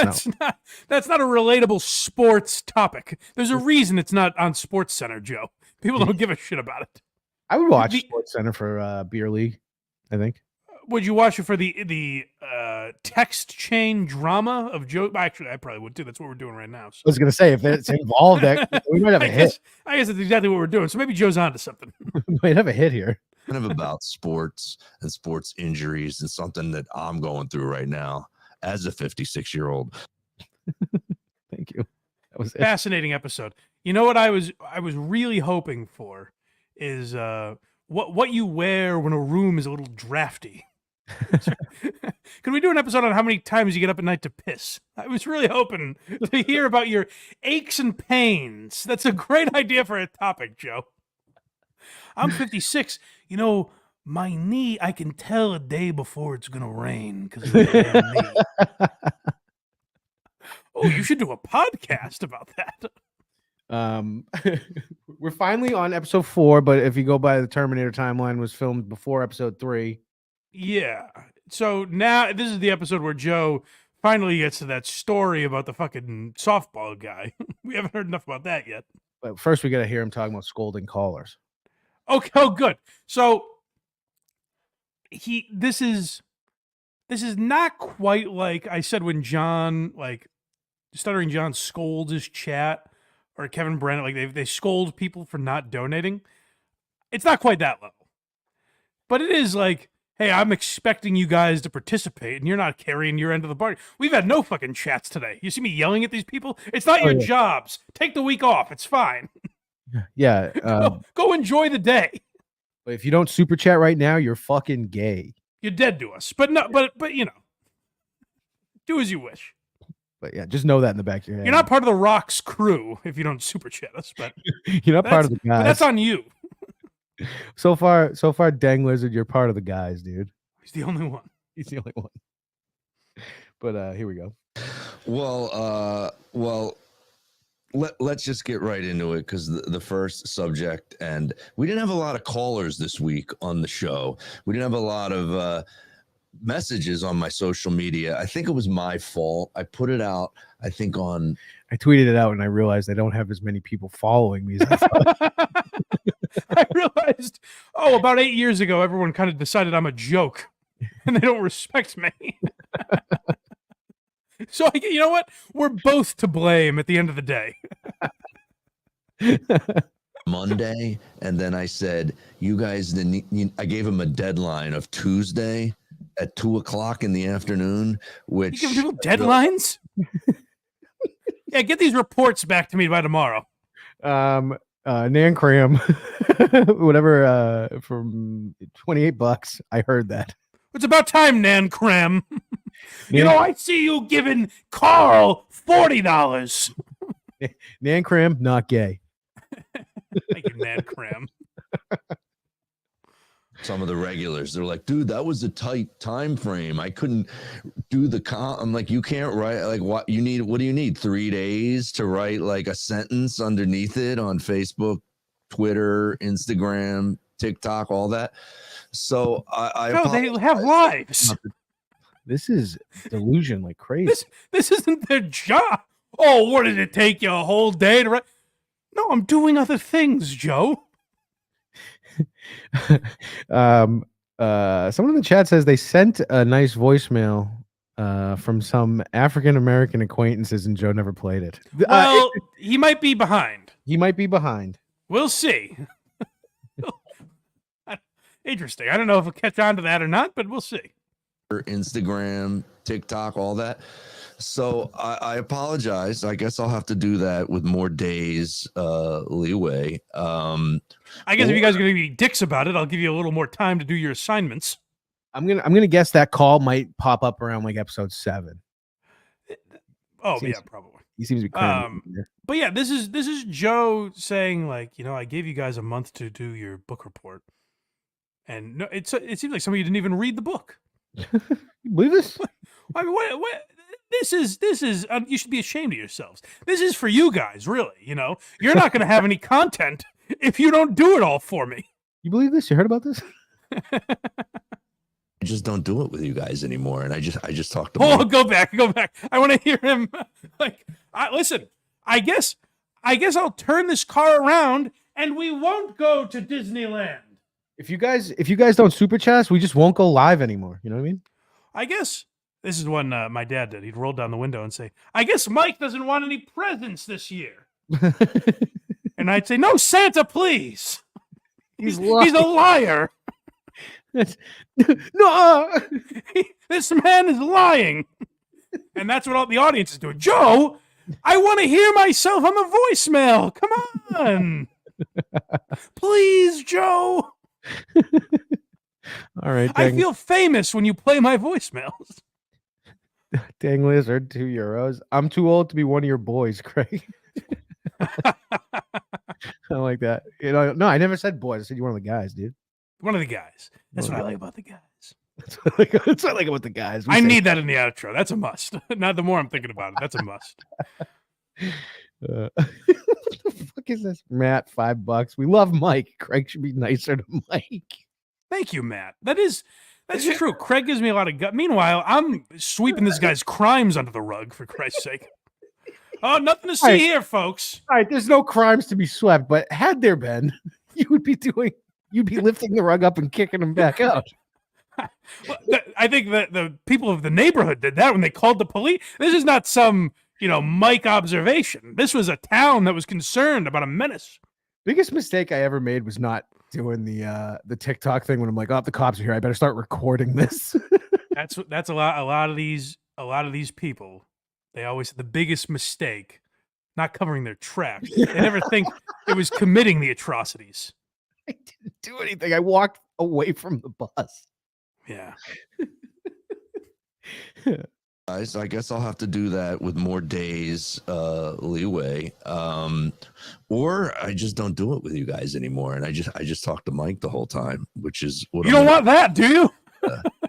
These episodes. You want more Mike Albanese? You guys want more of this guy? You heard his fucking Cosby story. Yeah, the show could be like, I don't know, just a bunch of like, I think Mike Albanese, he's pretty good, and I think he might be the best producer I've ever seen in my life. I just like the idea that Joe is like, okay, I guess if you guys aren't going to call in and leave voicemails, you also don't want ice cream. Uh-oh. And everyone's like, no, Joe, come on, we want ice. Fine, we'll be good. We'll stop. We're sorry. We got someone in the chat saying that Joe's deleting comments. Oh, Joe, no. Can you get some proof of that, please? That'd be nice. Send it my way. We got to see it. The only thing, we had this once where someone was like, oh, Mike deleted my comment. We never did. I don't know if sometimes YouTube deletes them. It depends on maybe like if you use a certain word. If you use no words by the that's the only thing I can think of. A definite word that gets deleted is anything that rhymes with bag. Yep. You know, Not that one anything, gets- just the one that Craig says. just the one that will get terminated. Yeah, so I don't know if there are like slurs and stuff. YouTube might delete it, but I hope Joe's not doing that because Joe, you need that. You need to be the one. I've been trying to get Tom Myers and all these Stuttering John and all these people to embrace. You got to embrace the trolls. That's what your life is now, buddy. If you want an audience, you need to embrace those guys. Definitely. I mean, not if they're going after fucking family or something, you know. But if they're just making sport of you, that's fine. Right. Next we have. In fact, can I say for the algorithm, Joe, you should be replying to those people. Right. And saying, "Hey, nuts to you, buddy." Right. That's how you boost the algorithm. Next we have Working Blue. Oh, good. I hope we're going to start getting a little. Joe's going to get a little crass here. Mike, I don't know if these are things you can't relate with, some of these things. And the first big one is my wife went out of town on Monday, 8 a.m. flight. Mike, you wouldn't be able to wrap your fucking mind around that. My wife left for a couple days. My wife had a couple just much needed days off from carrying the family on her shoulders for years. Dang Lizard, €5. Mike, you're just like Detro's wife, letting Craig's kids starve because you didn't see nothing. I know. The episode he did on his kids being on his cell phone had a fake comment about someone's kid constantly live streaming while driving and staring into the chat instead of at the road, and it got deleted. That's nothing. Yeah, I don't know. That's straight. Joe, I hope you're not doing that, Joe. You just take it from us. Are you deleting funnier jokes about the topics you're talking about, Joe? Yeah. Come on, you can't be like that.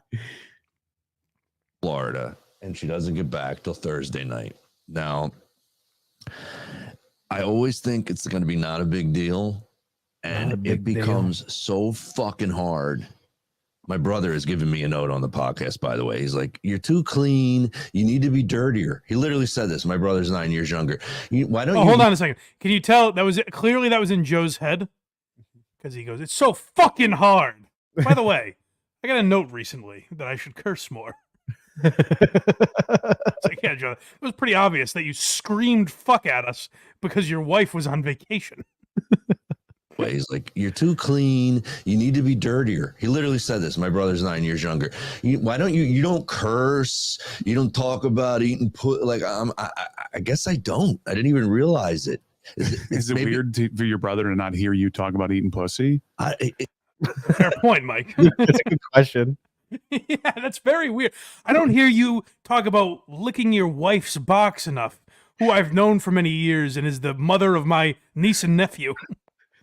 Psycho Cleveland in the chat just says, quote, "I got a note from my cunt brother." I ain't fucking talking about you suckers enough. Believe it or not, we're at our last clip here. So here's what fucking Joe is gonna do. He's gonna listen to some of these goddamn notes from these fucking nosy people, these pussies that keep talking shit to Joe. He's gonna fucking address it. This is the last clip we have of Joe. Notes. So I like this. So this is what Joe. This sums up Joe greatly. Is that his brother was, for some reason, apparently his brother is as out of touch, if not more, than Joe, because he's like, "You should say the F word more on your podcast." I don't know. I've never heard that note from anyone. Like the only I could honestly I could see you saying it like, "Hey, you curse too much. It seems forced or whatever." Yeah. You need to curse more. What possible advantage would that be? I've been told to curse less. That I can understand, but Yeah. curse more I don't understand. But Joe takes notes from if you're a human being who's given feedback on Joe, he'll respond to it. He'll take it to heart. And so it's like, can I take notes from that guy? Can I write down some fucking notes? Some cunting notes.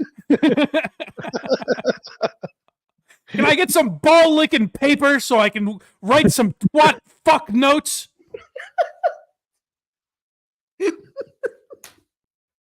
Twat fuck notes is funny. Maybe you should do that. Oh, if you start talking like that, it'd be my favorite show ever. So I'm splooging all over the paper with ink.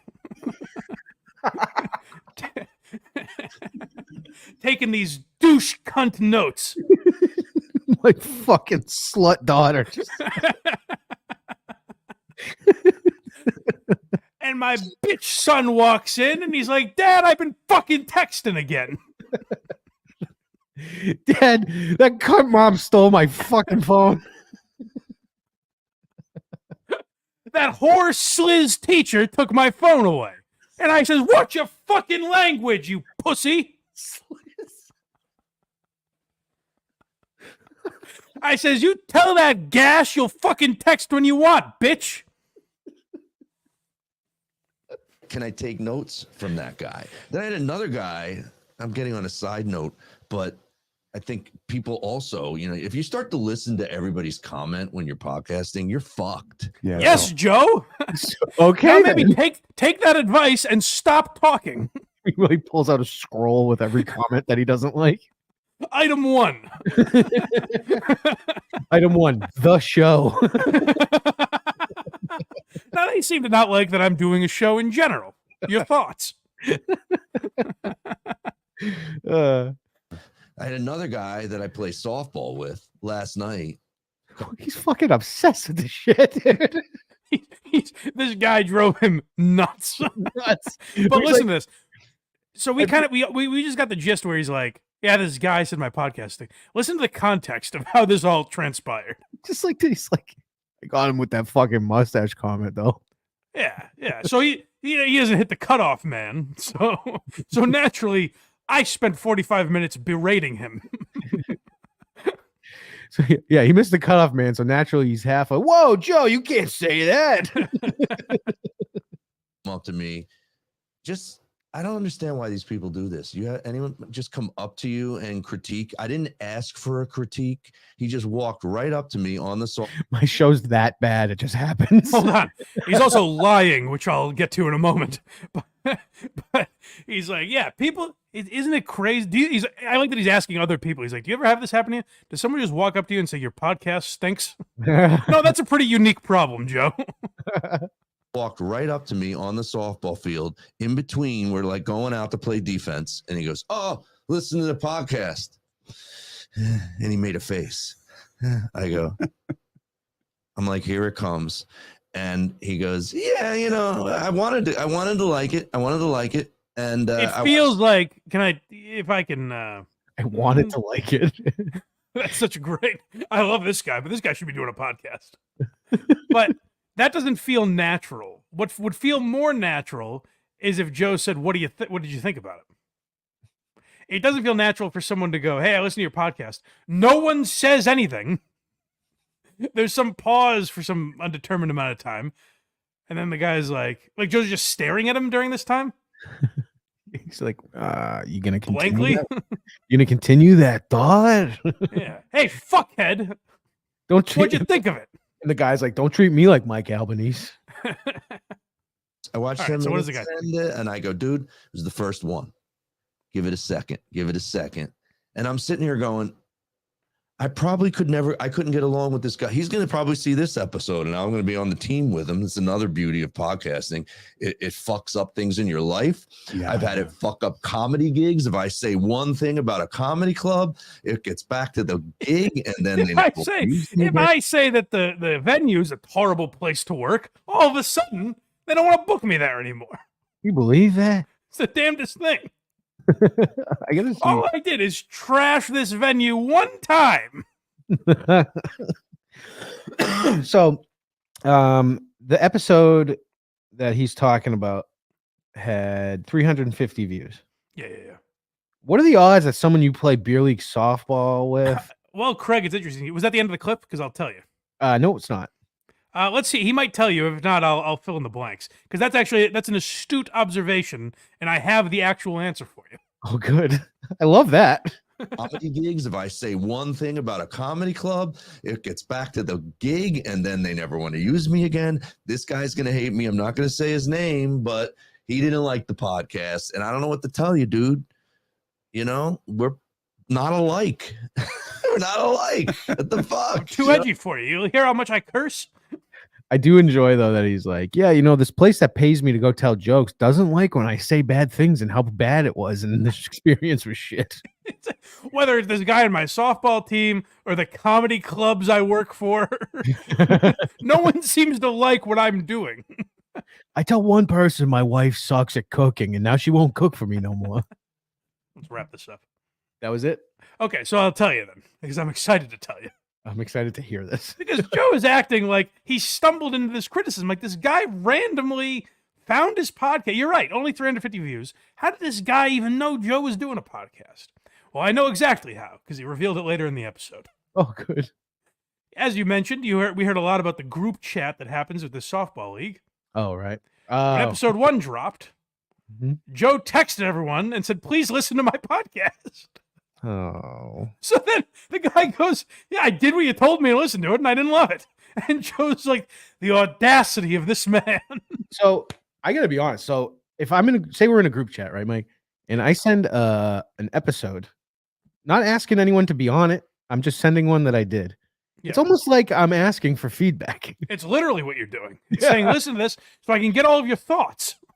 Can you tell me what you did like, what you didn't like? I need Poor to know. Joe. I sympathize with the feeling. He's so desperate for people to like him. Yeah.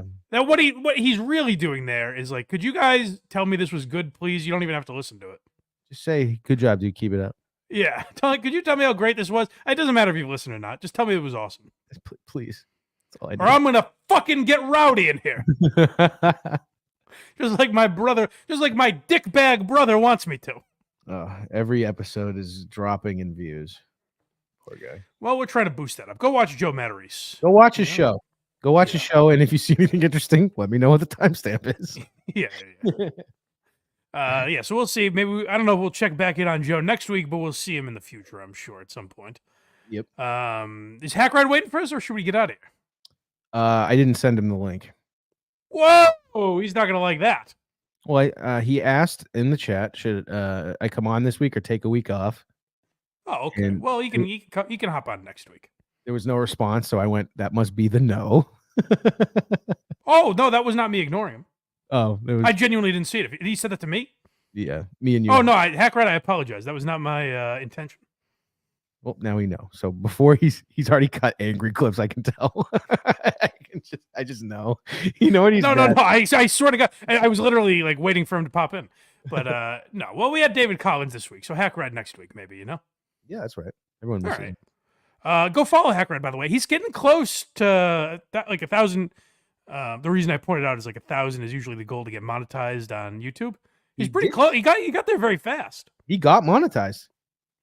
Before, is he at 1,000 subscribers yet? I don't know yet, but I know he did get monetized.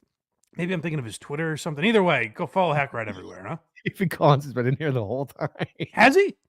He's in the chat. He just said, great broadcast.